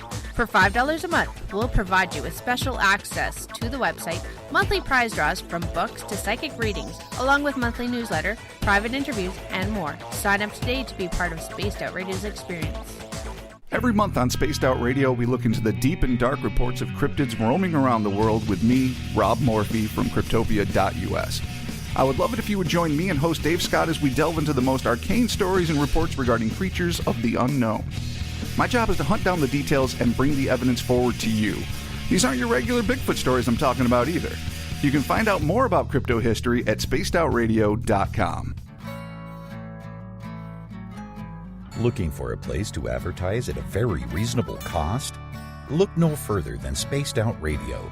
SpacedOutRadio.com has an advertising tab that you can click to check out our daily, weekly, and monthly packages to play on the radio, or our website including social media.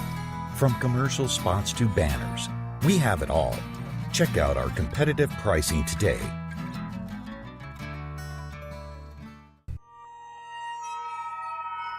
You hear footsteps in the empty room above you. A rocking chair begins rocking by itself. Don't be afraid of the things that go bump in the night. Reach for Spirit Storybox, the iPhone app the Huffington Post UK called the only ghost hunting app you will ever need. Spirit Storybox. The spirits are telling their stories. Are you listening? Strange creatures lurking in the night, the sounds of wood knocking in the forest, odd happenings right out of a fictional world. These are the reports I love. Hi there, this is author Ronald Murphy, and I would love it if you join me and Spaced Out Radio host Dave Scott the second Wednesday of every month on our journey into the unknown land of cryptozoology at spacedoutradio.com. From Mothman to Frogman and everything in between. Hey, they don't call me the crypto guru for nothing. Did you know that Spaced Out Radio runs 7 days a week? Hi, it's James Tyson from Spaced Out Weekend. Every Saturday and Sunday night, starting at 9 p.m. Pacific, midnight Eastern, you can join me and my guests for some great chatter about what's going on out in the universe, or even in that dark part of the basement you really don't want to go back into. Well, let's find the answers to your experiences together. So come on up to Uncle Jimbo's cabin on the weekend. For more information, look us up at spacedoutradio.com.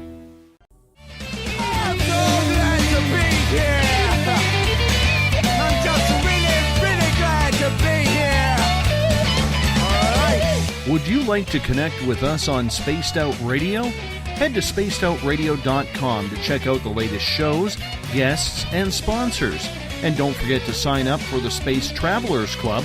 You'll find all you need at spacedoutradio.com.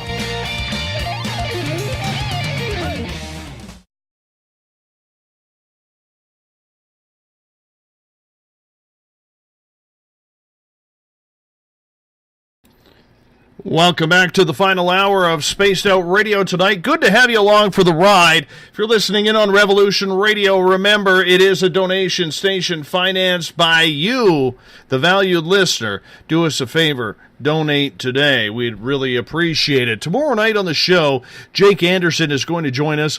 We're going to talk witches and hauntings starting at 9 p.m. Pacific, midnight Eastern time, right here on the mighty Spaced Out Radio at spacedoutradio.com. Remember, if you want to follow us on Twitter, you can do so at Spaced Out Radio. Give our Facebook page a like. Spaced Out Radio Show. On Instagram, I can be followed at Dave Scott SOR. Subscribe to our YouTube channel, Spaced Out Radio Show, and our website is spacedoutradio.com. You can also listen in on TuneIn or download our podcasts on iTunes. While on our website, you can join the SOR Space Travelers Club. It is only $5 a month. With that, you get access to a whole bunch of swag, because that's the way we like to do it around these parts. You can read up on Eric Markham's SOR Spacewire. Check out our latest blogs. They're updated every Monday morning. And if you haven't read the old ones, you can do that too. They're still there. You can also check out our music band, the guitar god, Ron "Bumblefoot" THAL, formerly of Guns N' Roses. And if you have had a weird, strange sighting, maybe it's Bigfoot, maybe it's a UFO, maybe it's paranormal activity in your house, and you want someone to look into it, fill out the SOR Sightlines report. Our investigator, Mike Schmidt, will get back to you. All your information is 100% confidential. Bill Cardwell in the SOR Space Travelers Club has set the password. Thaumaturgic is the password. Thaumaturgic. I actually am able to pronounce it tonight. If you're a space traveler, make sure you use the password wisely. For the final time tonight, we introduce Keith Age. He is a legendary paranormal investigator. His website, LouisvilleGHS.com. If you want to check him out, check out his schedule, where he'll be speaking next, or what television show he will be on next. Keith, welcome back. Thank you. Good to be here. You have done so much paranormal television. Do you ever get confused with what show you're on next with? No.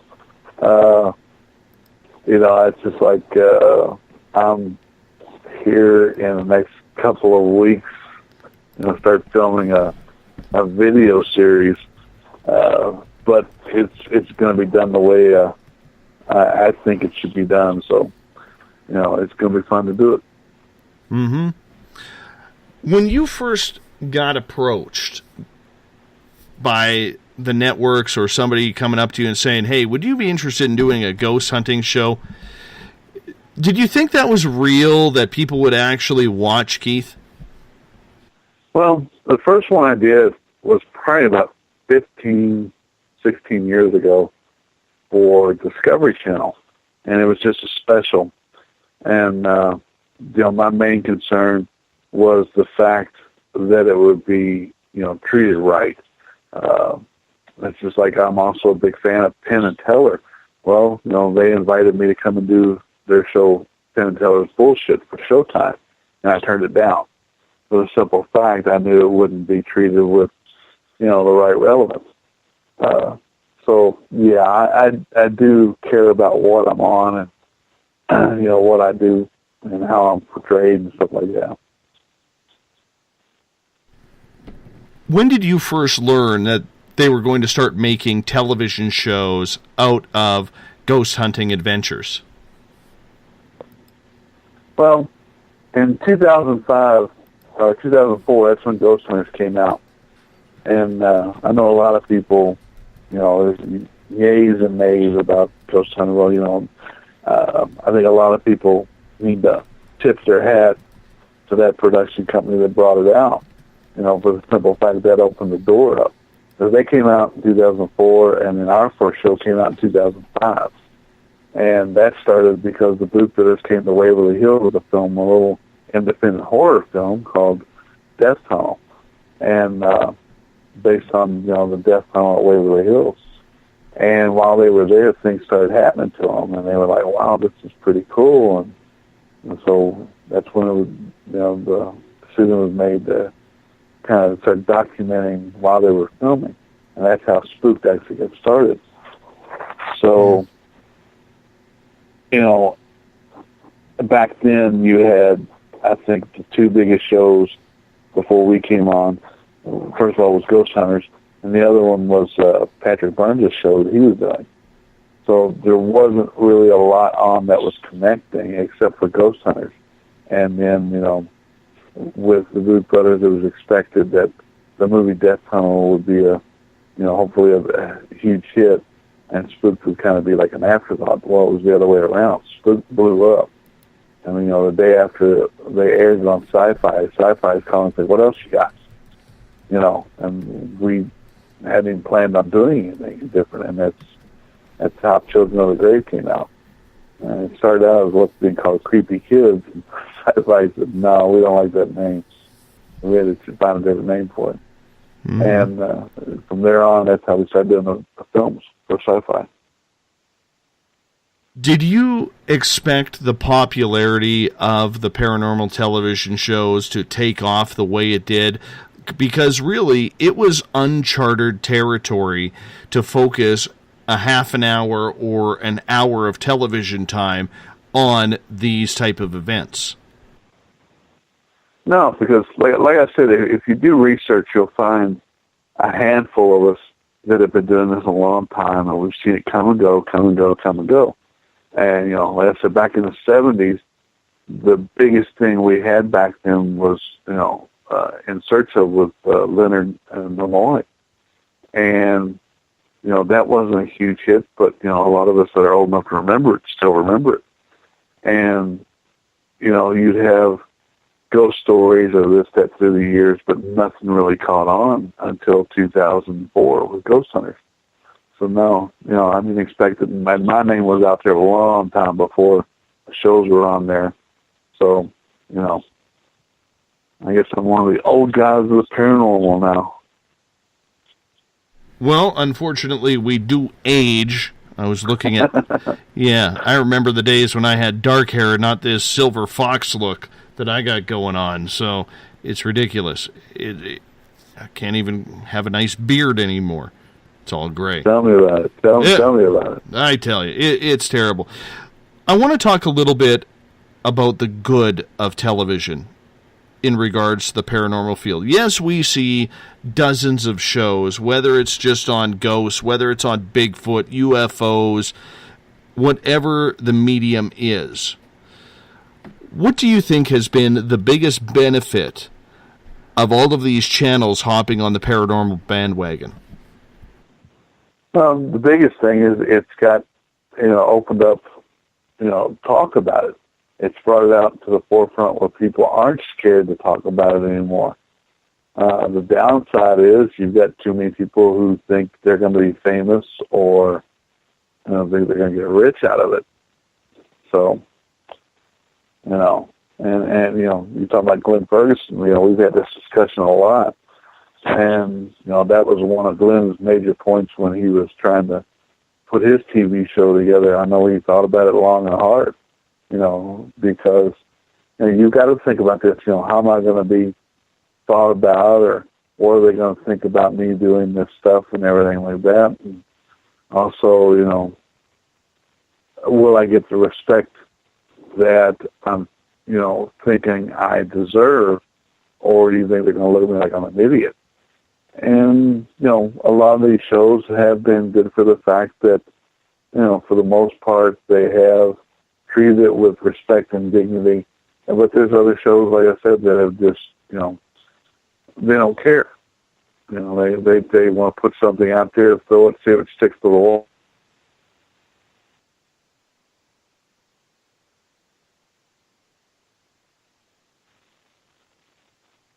I hear you very, very clearly on that. Very clearly on that. Do you think, Keith, that maybe, just maybe, that the networks jumped on too hard on the bandwagon and now it's kind of created some sort of oversaturation of programming? Well, I mean, it's definitely oversaturated, I will say that, you know, but like we're talking about, Destination America is now becoming the Paranormal Network. And, you know, me and the Booth Brothers were the first ones to actually go film The Exorcist house, and that's where the film The Haunted Boy, the Exorcist Files came to.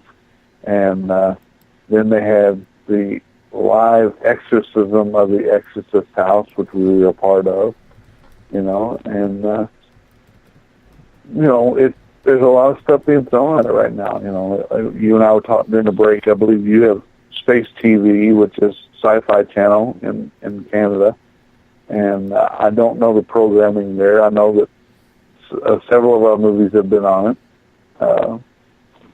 You know, I think Destination America is part of Discovery Channel here in America. I know that the History Channel has different stations in Canada, so does Discovery Channel. They're called something else. And there's a lot of different, you know, paranormal shows on those as well. Mm-hmm. Do you believe, though, that at some point this is going to come crashing down? I mean, you mentioned that Destination America is turning into like a paranormal network now, but do you believe at some point that this whole gravy train of television is going to come to an end? Oh, yeah. I not so much end. I think it'll slow down.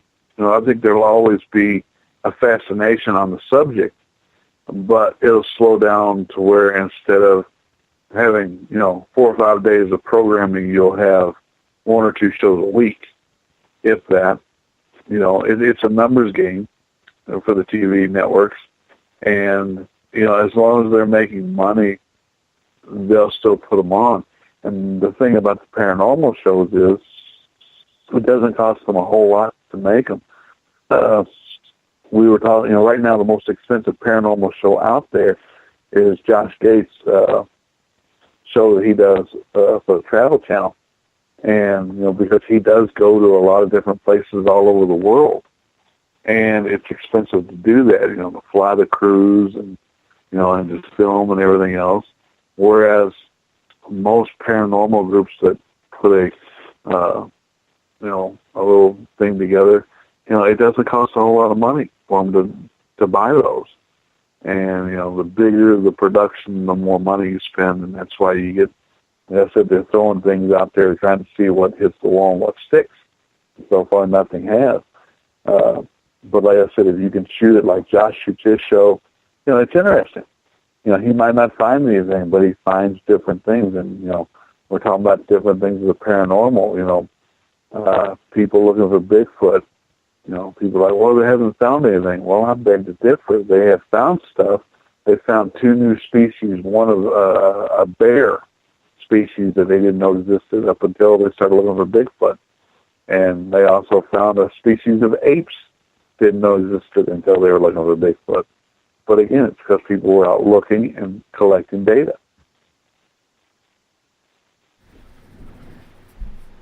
What about the cryptid shows? We see a lot of these Bigfoot shows out there where they're trying to find Bigfoot.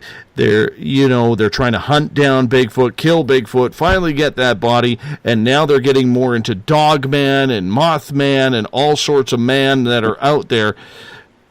Are we pushing the envelope too far? Well, like I said, as long as there's an interest in it, it's gonna happen. When it comes to Bigfoot and things like that, the sad reality is it's going to take the carcass of a Bigfoot for people to finally believe that this is really out there.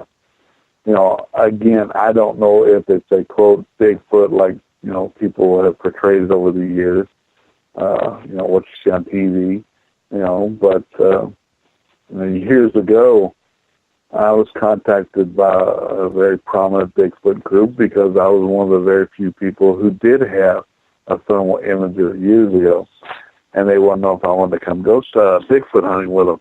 And that's sure, and during the radio interview, they're talking, so what would you bring? And here they've just been talking about these things attacking on them, and tents and stuff. Well, tents nothing more than a piece of cloth. You're getting rocks thrown at you and everything. So I'm like, well, I bring some digital recorders and cameras and, of course, the thermal imager and I said, and then a 30-06. And they were like, you bring a gun to kill? What would you do? I said, well, can you think of a better way of proving Bigfoot exists? You blow its head off and drag its carcass out of the woods? Well, they hung up on me. Some people are just a little too emotional over this stuff, but that's the sad truth of it is, that's how species have been found, and also how species have become extinct also, so it's a double-edged sword there. What's the bad side of television, in your opinion? People thinking they can just go wherever they want and do whatever they want. Like I said, as a kid that was killed a couple of years ago in Ohio because they were trying to get into the, quote, neighborhood haunted house. Well, somebody lived there. He scared the hell out of them and blew their heads off. And then also a lot of these abandoned places, are no longer there because people think they can trespass, and they've gone in, they've lit candles and did ceremonies, they burn these places down. There was an old place that we shot for children of the grave too, Bangs, Ohio. It was a orphanage. It just burned down 2 years ago because somebody lit a candle in there. You know, also they'd rented it out to, before that they'd rented it out to a haunters exhibit, you know, where people had a quote haunted house inside the haunted house. Well, these people would cut the main support frames of the stairs. Well, the middle of the building collapsed all the way from the roof all the way into the basement. You know, so you know, you stepped out of some rooms, you dropped 5 floors. You know, people just don't have the respect. You know, I think they should at times. I'm going to ask you a question that a lot of people wonder. How many of these shows, in your opinion, are faked? There's probably a few out there. You know, like I said, you don't find a demon or a ghost at every place you go to. And then people have gotten up and said, well, you got great evidence on your show. Well, we've probably been to 30 different places filming before we got some type of evidence. You know, until we finally hit that one place. You know, like I said, when we were shooting for Soul Catcher, you know, good Lord, we were all over the Badlands and everything else until we finally got to several of these little abandoned towns and stuff, and it was an abandoned school where we caught some great stuff, you know, but we'd been filming for over a month before we caught anything. Mm-hmm. I guess the reason why I'm asking is we've seen a lot of information come through a lot of these different shows. I'm not saying yours specifically, but a lot of these shows. What comes to mind right off the bat is A&E's Paranormal State with Ryan Buell. We all seen what a train wreck that has become on the Ryan Buell train. Right. Especially recently. I don't know if you've met him or dealt with him or not. Yeah, oh yeah, I have. And when they started out, it seemed so real. And then as that show got into its final season and the season before that, it just seemed to really start getting fake. And it was starting to come out online that they were putting props up and faking evidence and everything along those lines, all in the means of ratings. And you can't blame the networks for that. They want to make the money. That's why they're making the investment in the show. But in a show that's supposed to be reality TV, you know, how do you get around that? You know, because people want to believe. And if they find out that it's been faked right in front of them, you know, that turns people away. Yeah. Well, I'm kind of going through a little bit of that myself right now. There is a local haunt here, Halloween haunted house, where this guy came out in an article saying that he's built effects for certain, quote, haunted houses, you know, supposedly true haunted houses that have faked everybody and, you know, they're not real and this, that, and the other. Well, the bad thing is where he's got his haunt is a place I used to work at, and people are like going, oh, you must be fake and everything you've done is fake. Well, you know, this guy's just coming out now, and he's saying this stuff, and I don't know this man. I've never met him. And, you know, the things I did with the places that he's talking about have been 15, 16 years ago when no one was there doing it. There was no electricity at a lot of these places and stuff like that. So, you know, there was no way to, quote, trick anyone. So, you know, I've been known to punch people that have tried to scare people and stuff while I'm doing an investigation. So, no, I don't believe in it. And if someone is in there trying to get up and pull the wool over somebody's eyes, you know, that's why I'm saying you can't believe everything 100% what you see. You've got to investigate it. You've got to figure it out. There's so many people out there that want to make money on capitalize on this right now. in my eyes, everything is suspect until it's proven different. In all the television shows you have been involved with, have you ever been asked to fake evidence? Oh yeah. I walked away from a TV show on Fox because they wanted to rig a few things up and say, well, it's just for dramatic effect. I'm like, sorry, that's not what I'm about. Either show the real thing or don't. And if you're going to get up there and fake and hoax things, then, why have the show on? With our shows, the Blues Brothers have done reenactments of things, that have happened in the past. But they are stated. These are reenactments. This is what happened in the past. This is not what we caught on film. And it clearly states that. But now when you've got other people going, oh, look, this moved or that moved, and, they've set it up as a gag, well, that's not paranormal. To me, that's not the reason why to show what you're doing. How disappointing as an investigator, because you take this very seriously, how disappointed or insulted were you when you have been approached to fake evidence on a show? Well, like I said, I walked away from a TV show. I walked upset right then and there when it was, brought to me, and I said no, and they were like, well, we're going to do it anyway. I'm like, well, you can do it without me. I'm not about that. And if you want to go do that, then that's your prerogative, and you're right, and you're paying for a show, go do it. That's like one of my proudest things I've done was with Creepy Canada, which was on for years.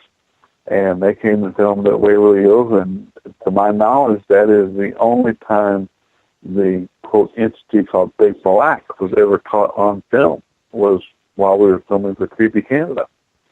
Again, you don't know what's going to happen, when it's going to happen. And, they said up front, we're not going to fake anything, but we are going to do some reenactments and, show some, digitized ghosts and stuff like that. Yeah, but they told me what they were doing up front. And, that was to get the story to move along, and I understand that. But when you get up here and say, okay, we're going to put this filament on here, and we're going to have this door shut by itself, and we're going to say it's an entity moving a door, then, it's time for me to move on. What about the shows that focus on strictly demons? You say that in the last 40 years, you haven't encountered a single demon. I know I've talked to Glenn about this. I think his number is 1, maybe 2. Derek White Sky Cloud is 2 in his 40 years of investigation.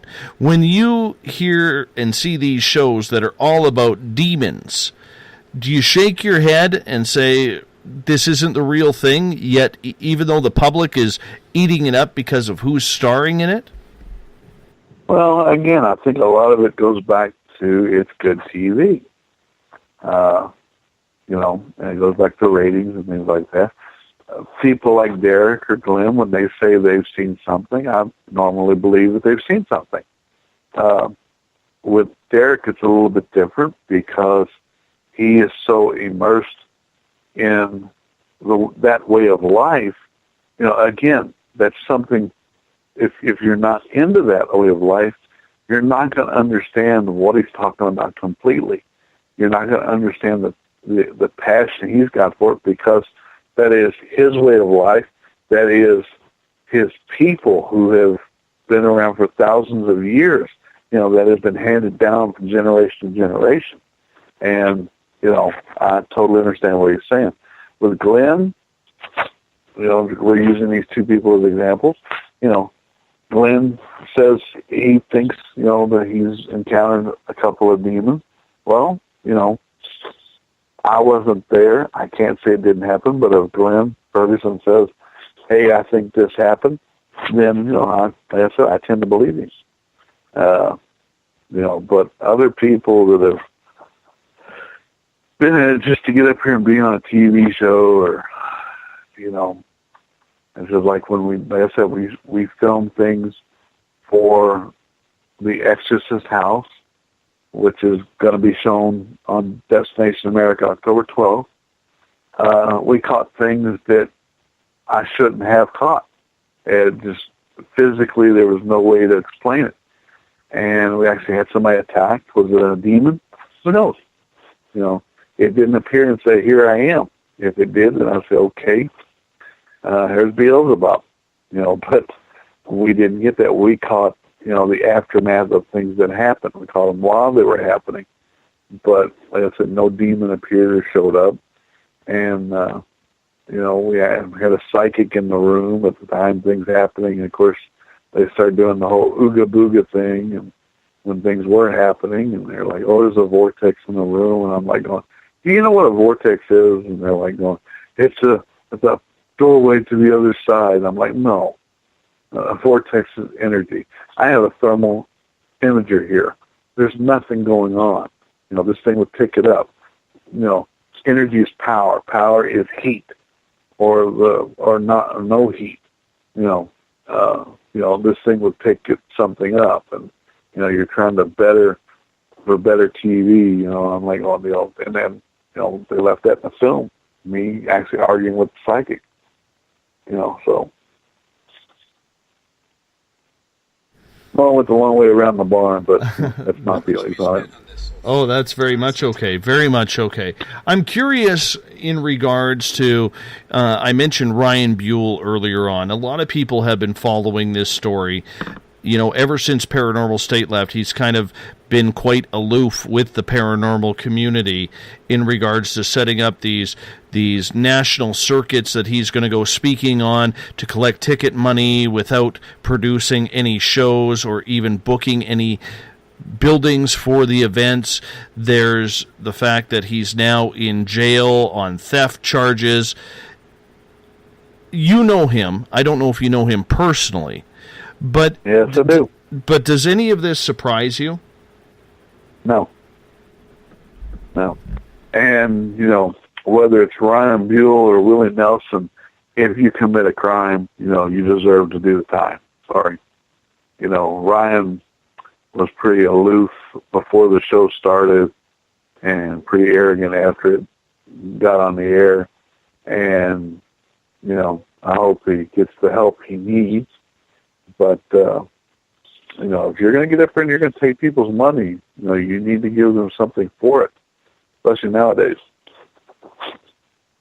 Do you think that he was just trying to extend the 15 minutes of fame? Because the way that show went off the air, it was just all of a sudden gone, disappeared.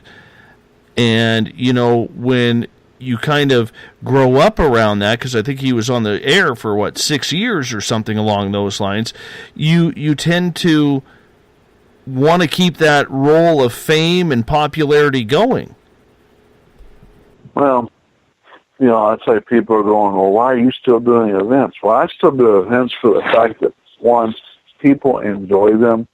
Two, I think I do have a message, and I can try to not so much help people, but teach them, you know, instead of just the whole ooga booga side of it, that, you know, there is a way of doing this stuff and trying to learn. And plus, I'm still learning stuff, you know. So that's why I do these events. And, you know, but I will tell you this, the events that I put on and stuff, I keep it very simple, very cheap, to where everybody can afford them. You know, we don't have no more than 20 or 30 people in an event. If the place can't handle 20 or 30 people, we don't have the event there, or we have a smaller amount of people. Like I said, this video shoot that I'm getting ready to go do is done based on actual ghost hunting and evidence hunting. You know, it's going to be done in a way that there are no reenactments, you know, that show this supposedly happened or this didn't happen. You know, it's going to be saying, you know, here's the story, here's what supposedly happened, now we're going to try and capture it. If we don't capture it, we don't capture it. Doesn't mean it didn't happen, just means we didn't capture it. That's all there is to it. Did you buy his whole idea that when he went public saying that he had cancer? I don't know. I'll be honest with you, because at that point in time, things were done and being said so much, you didn't know which way to jump with it. If he does have cancer, again, I hope he's getting help for it. If he doesn't, then you know what? Again, I hope he gets what he gets coming to him.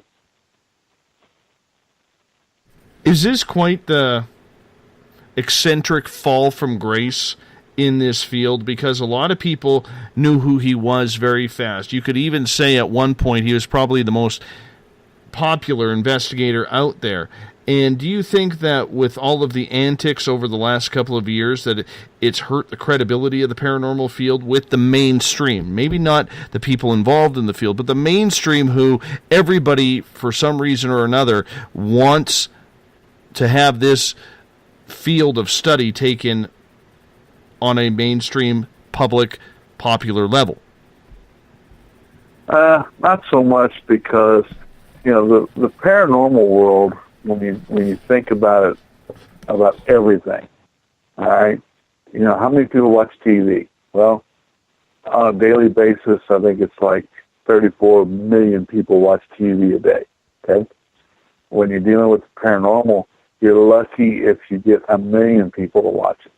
So that's a big difference in the ratios. And paranormal TV is just a small aspect of it.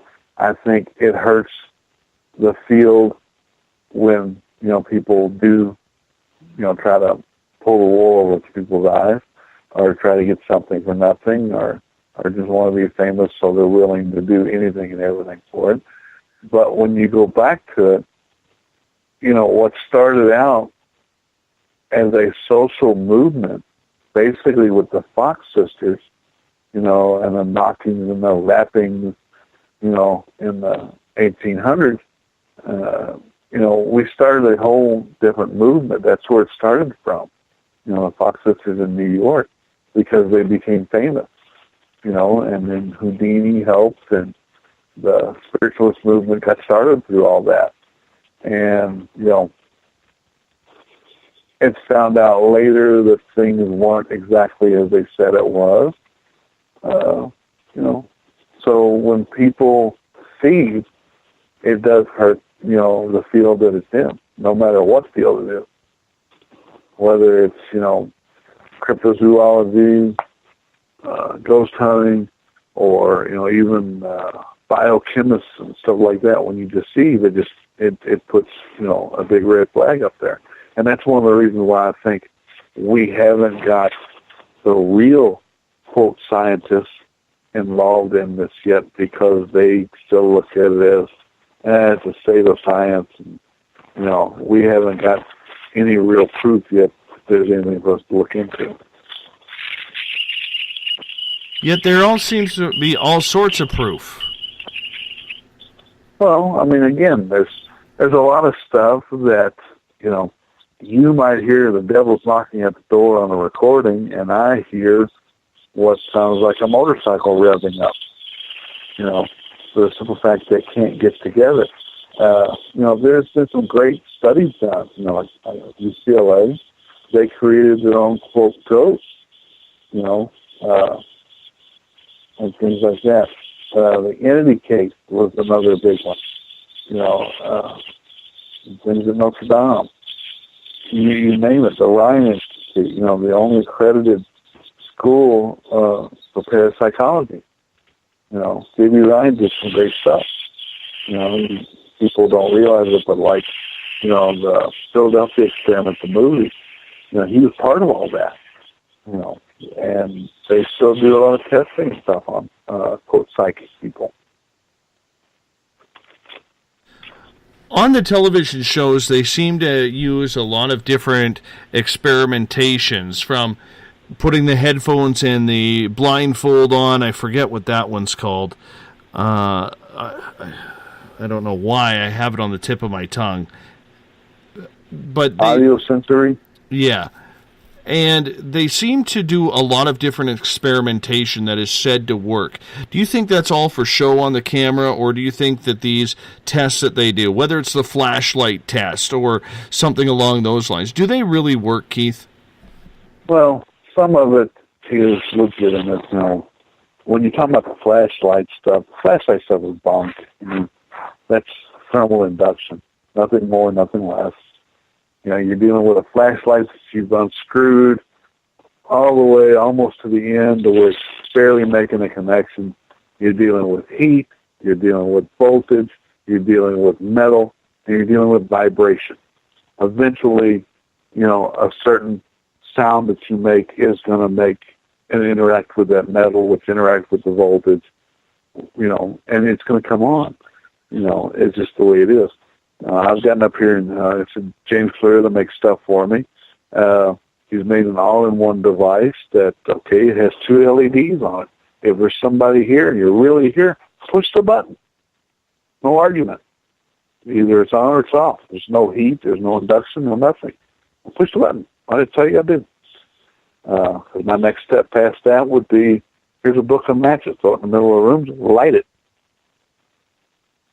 You know, if you got the power to open doors and move things and things like that, let's see you really do something. Here's a book of matches. Light them up. So I think experimentation is great.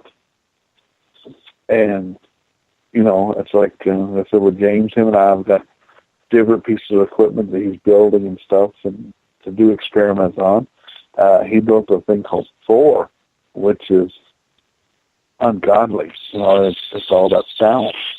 And if you go look at my Facebook page, I saw some pictures of it where I shot a 70 Lux camera. And, you know, just the things happening around the room while he had that thing on.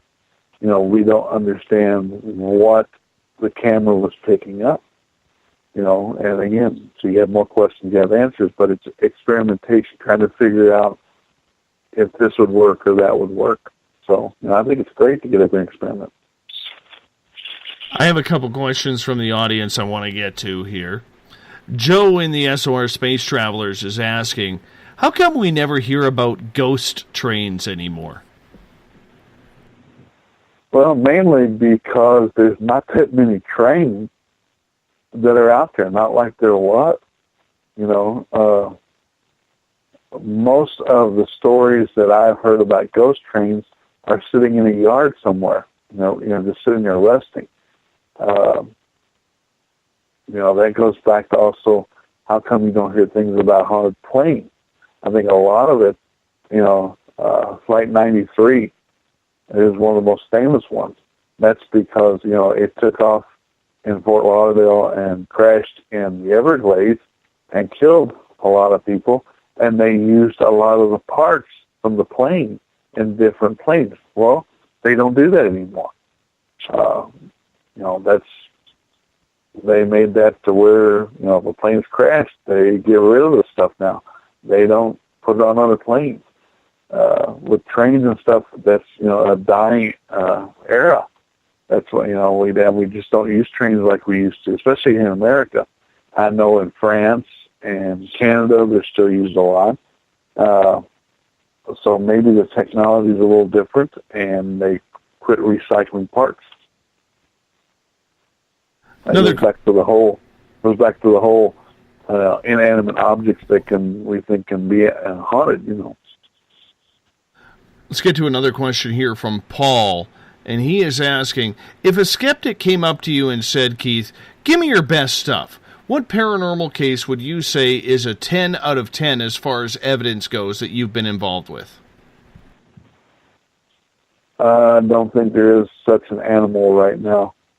For the simple fact, if there was a 10 out of 10, we'd be able to study this phenomena and also say, you know, this is what's causing this. Now, you know, the best thing we can do right now is take bits and pieces of different places we've been that we have caught real phenomena.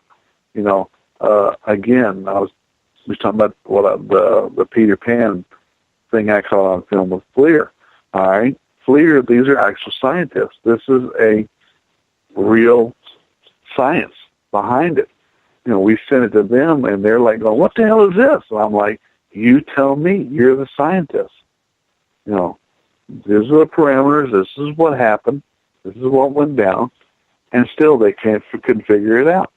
So I don't think there's one thing right now that, we can say is a 10 out of 10, because otherwise we'd have some, documented, educated proof.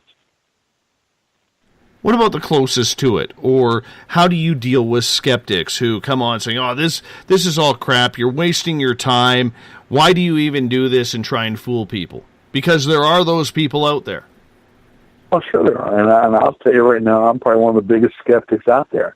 But when you have that real, true paranormal phenomena that hits you, you're hooked. I don't care who it is. You're mystified. You're like going, I have no idea why that just happened, how that happened. And if you're lucky enough to get it on film, great. And I'm not talking about orb shots and things like that. I'm talking about something that should not happen. When we get on film where something actually materializes and we can say, okay, this was not hoaxed, we can prove it wasn't hoaxed, we can prove that it is paranormal for the simple fact there is nothing that should have made this happen, then, and the scientists come on board and they say, okay, we know this, and this happened, but we don't know why this actually happened because of this, then we start opening the right doors, and hopefully people will get up there and the right people will come along and say, will get their interest going, just like, space exploration, finally happened. And again, we were talking about the cryptozoology. Because of the explorations that people have, endeavors people put into this, we found new species, several new species because of it. So hopefully that's what it'll take. What do you think the next step for paranormal investigation is? Is it more advancement in technology? Is it more investigative techniques that have to be changed? Where do you think it goes from here? I think it's both, honestly. People go, your ways are old and outdated. So like I said, the reason why I do this is because I'm still learning. People have different ideas, and it's great because there are so many people out there that are in it for the right reasons. And, they have ideas of how this stuff goes. And it's me and James Cleary get along so great because, we are from the old school and we do think alike. And, music comes into it. And, if you go back and you start looking at Einstein's different theories and other scientists who actually were interested in this stuff, you start looking at the string theory and harmonics and things of that nature. You're talking about energies and things that we don't quite fully understand yet, and how they correlate back to what we're doing and what we are doing. And, there's, a line, and hopefully someone like an Einstein or something will start picking up on it and go from there. What do you think should be the goals of paranormal groups out there? And let me break this down for a second. I tend to believe, Keith, that we should be trying to figure out what is going on. We shouldn't be playing ghosts. We shouldn't be playing paratourists. But there's a lot of questions that need to be answered, whether it's telling the history of what went on in these old buildings or schools or something along those lines, or whether it's trying to solve the ultimate question, is there life after death? Do you think that the paranormal field in general needs more focus on what they are trying to solve? Well, I think most of it goes back to what you and I were talking about earlier. You've got to keep asking questions. And, talking about, the paratourism, I was at Ashmore Estates last year, had 4 young ladies down the basement in the boiler room, And I was standing at the top of the steps while they investigated the room, and there was just enough light coming through while they were standing in the middle of the room. You could see the shadows on the wall. Again, there's 4 young ladies. And I look over, and I'm like going, okay, wait a minute. I start counting the shadows. Well, I put it to them. I said, you see a shadow behind you? And they're like, yeah. I said, how many of y'all are in the room? And they went, 1, 2, 3, 4. I said, how many shadows do you see? Well, there's 5 shadows on the wall. They all ran out of the basement, scared to death, and yet there was still 1 shadow left, and it finally disappeared. Why? And that's where, the tourism, I think, the interactive part of it, is good. But when you get so many people in there just trotting them through like a cattle call, that's totally different. So, I guess one of the things that I question about the paranormal field, and I don't feel a lot of people surrounding it, especially with all these hundreds of talk shows that are out there or podcasts out there. I'm really surprised that so few people actually question what should be the role of paranormal investigation. If we are conducting research in regards to what we are trying to find, you should have a place of what you're doing with your evidence. You should have a gathering of what you're trying to collect to come to some sort of conclusion, should you not? I agree, and that goes back to what we talked about earlier. People say paranormal unity. And I'm like, there will be no paranormal unity until you take the idiots who, this is mine, you can't have this, and, you take the attitudes out of it and things like that, then you'll start having paranormal unity, and that's why you can't get the real quote scientists involved right now, because they sit back and go, these people don't know what they're doing, we want them to take it seriously, but you add up all the jokesters and the fakesters and all the people that are in it for the wrong reasons, and that's why we can't get anything, done. I've always said it's going to take the scientists, the psychic, and the ghost hunter to all come together eventually. I don't think it'll be in my lifetime, but, hopefully it will eventually. Do you think we'll ever get to that point where we're actually trying to solve mysteries of the unknown, or has this turned into too much of a game for you? I think eventually it'll get to that point, but right now I just don't see it happening. People still, they want to be scared. It's like, I try to not get up here and do a lot of the events and stuff during Halloween, because that's the time of year when everybody wants to, quote, get scared. Let's go to the creepy, scary place. I've got some events I'm doing, and, some haunted houses and stuff like that, and, but again, on the 22nd at Post Town, we're having a non-con. It's free. Come out, set up. Doesn't cost you anything to get in. Come out, have a good time. Everybody get together and let's enjoy each other's company. And talk about things. It doesn't cost you a thing other than getting there. Is there anywhere you will not investigate? Are there any sites that you think are just taboo or off limits just due to maybe historic fact or tragic fact?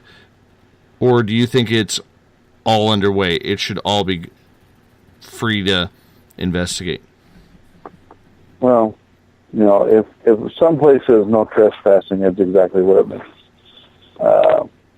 I'm not a big proponent on going investigating cemeteries for the simple fact, if you died tomorrow and you had your choice of where you could go haunt a place, are you going to go haunt someplace where A, you were happy, or go haunt somebody you hated, or are you going to go haunt this hole in the ground you've never seen in your life?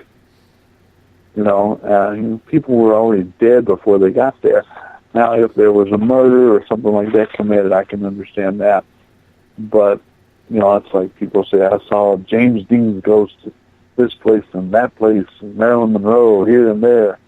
And, why? Again, why? That's the main question that gets answered, pulled out a lot. Mm-hmm. Why would their ghost be at the Knickerbocker Hotel? Why would their ghost be at the mausoleum where they're buried at?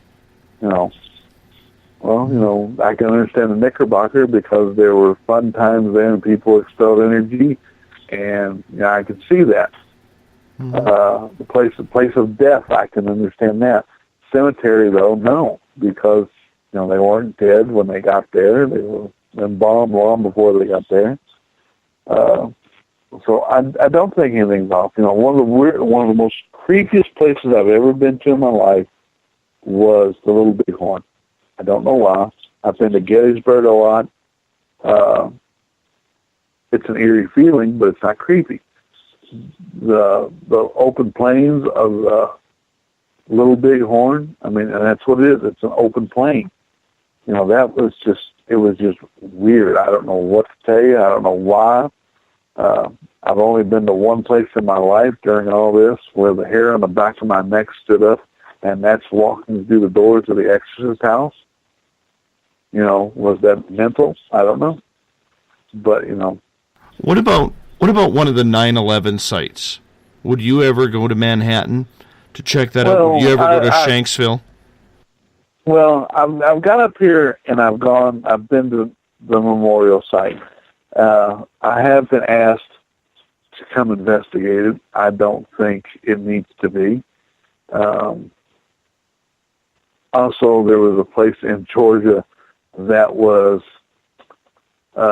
getting the bodies to bury people, and they were stacking them up, 10 deep, and leaving them there and not doing what they're supposed to do. And they asked me and said, well, if people come investigate it. Well, in my mind, it doesn't need to be investigated. It's a matter for the police. They need to go investigate it, not a ghost hunter. Had a mall that, a story got around that a little boy was murdered in a restroom. Well, it never happened, and I did go and investigate it, and sure enough, at one point it sounded like a little boy being ripped apart, and I'm the only one in the restroom. I'll come to find out it was a pinhole and an air duct valve over in the ladies' room, which is on the other side of the wall. And when people flushed a certain toilet at a certain time because of the pressure, and the sound in the pipes made it sound like, a little boy, being ripped to shreds, or a child being ripped to shreds. And so, again, go back to using common sense, doing your research, doing your homework. And, as I told them, you don't need me, you need a plumber in here. And they're like going, well, how much are you charging me for? So I'm not charging you nothing. This is what I do. Until we can get up here and say, ABC causes XYZ, how do you charge for something like this? That's one of my biggest things. You can't charge for something you don't know what it is. Very much agreed. Keith, we have about a minute left with you here. I would love it if you could break down when people can see you on TV, when your next conventions are, how they can get a hold of you. Well, easiest way to get a hold of me is on Facebook, like you did. And October 12th on Destination America, The Haunted Boy, The Exorcist Files will air Americans' first viewing of it. And if you want to see me this weekend, I'll be at Old South Pittsburgh Hospital. Next weekend, I'll be at Posttown Elementary in Ohio. The weekend after that, I'll be at Posttown. And I cannot remember where I'll be at after that. There's too many dates. That's okay, my friend. It's all good. I hope you have a good time tonight. I really appreciate you, Keith, taking the opportunity to come speak with our Spaced Out Radio listeners. I've been wanting to do this for a while, and I hope we can do it again. Oh, thank you very much for having me. I've had a great time. I enjoyed talking. I'm going to get you to hold on. I'm going to wrap this thing up. Tomorrow night on the show, Jake Anderson, Witches and Hauntings, 9 p.m. Pacific, midnight Eastern Time. If you want to replay this episode, all you have to do is go to TuneIn or download it on iTunes or check out our YouTube channel for our archives. It'll be ready in, about 5-10 minutes right after we sign off. Appreciate all of you taking part in the Revolution Radio chat room, in the Space Out Radio chat room on Spreaker, and of course, the SOR Space Travelers on Facebook. You guys are awesome. Thank you so much for being with us tonight. Much love to all of you for doing this with us tonight, because it's all about what you're doing, and we had just a fantastic guest in Keith Age tonight. Remember his website, LouisvilleGHS.com. Check it out today. We'll talk to you very soon. Talk to you 21 hours from now. Good night.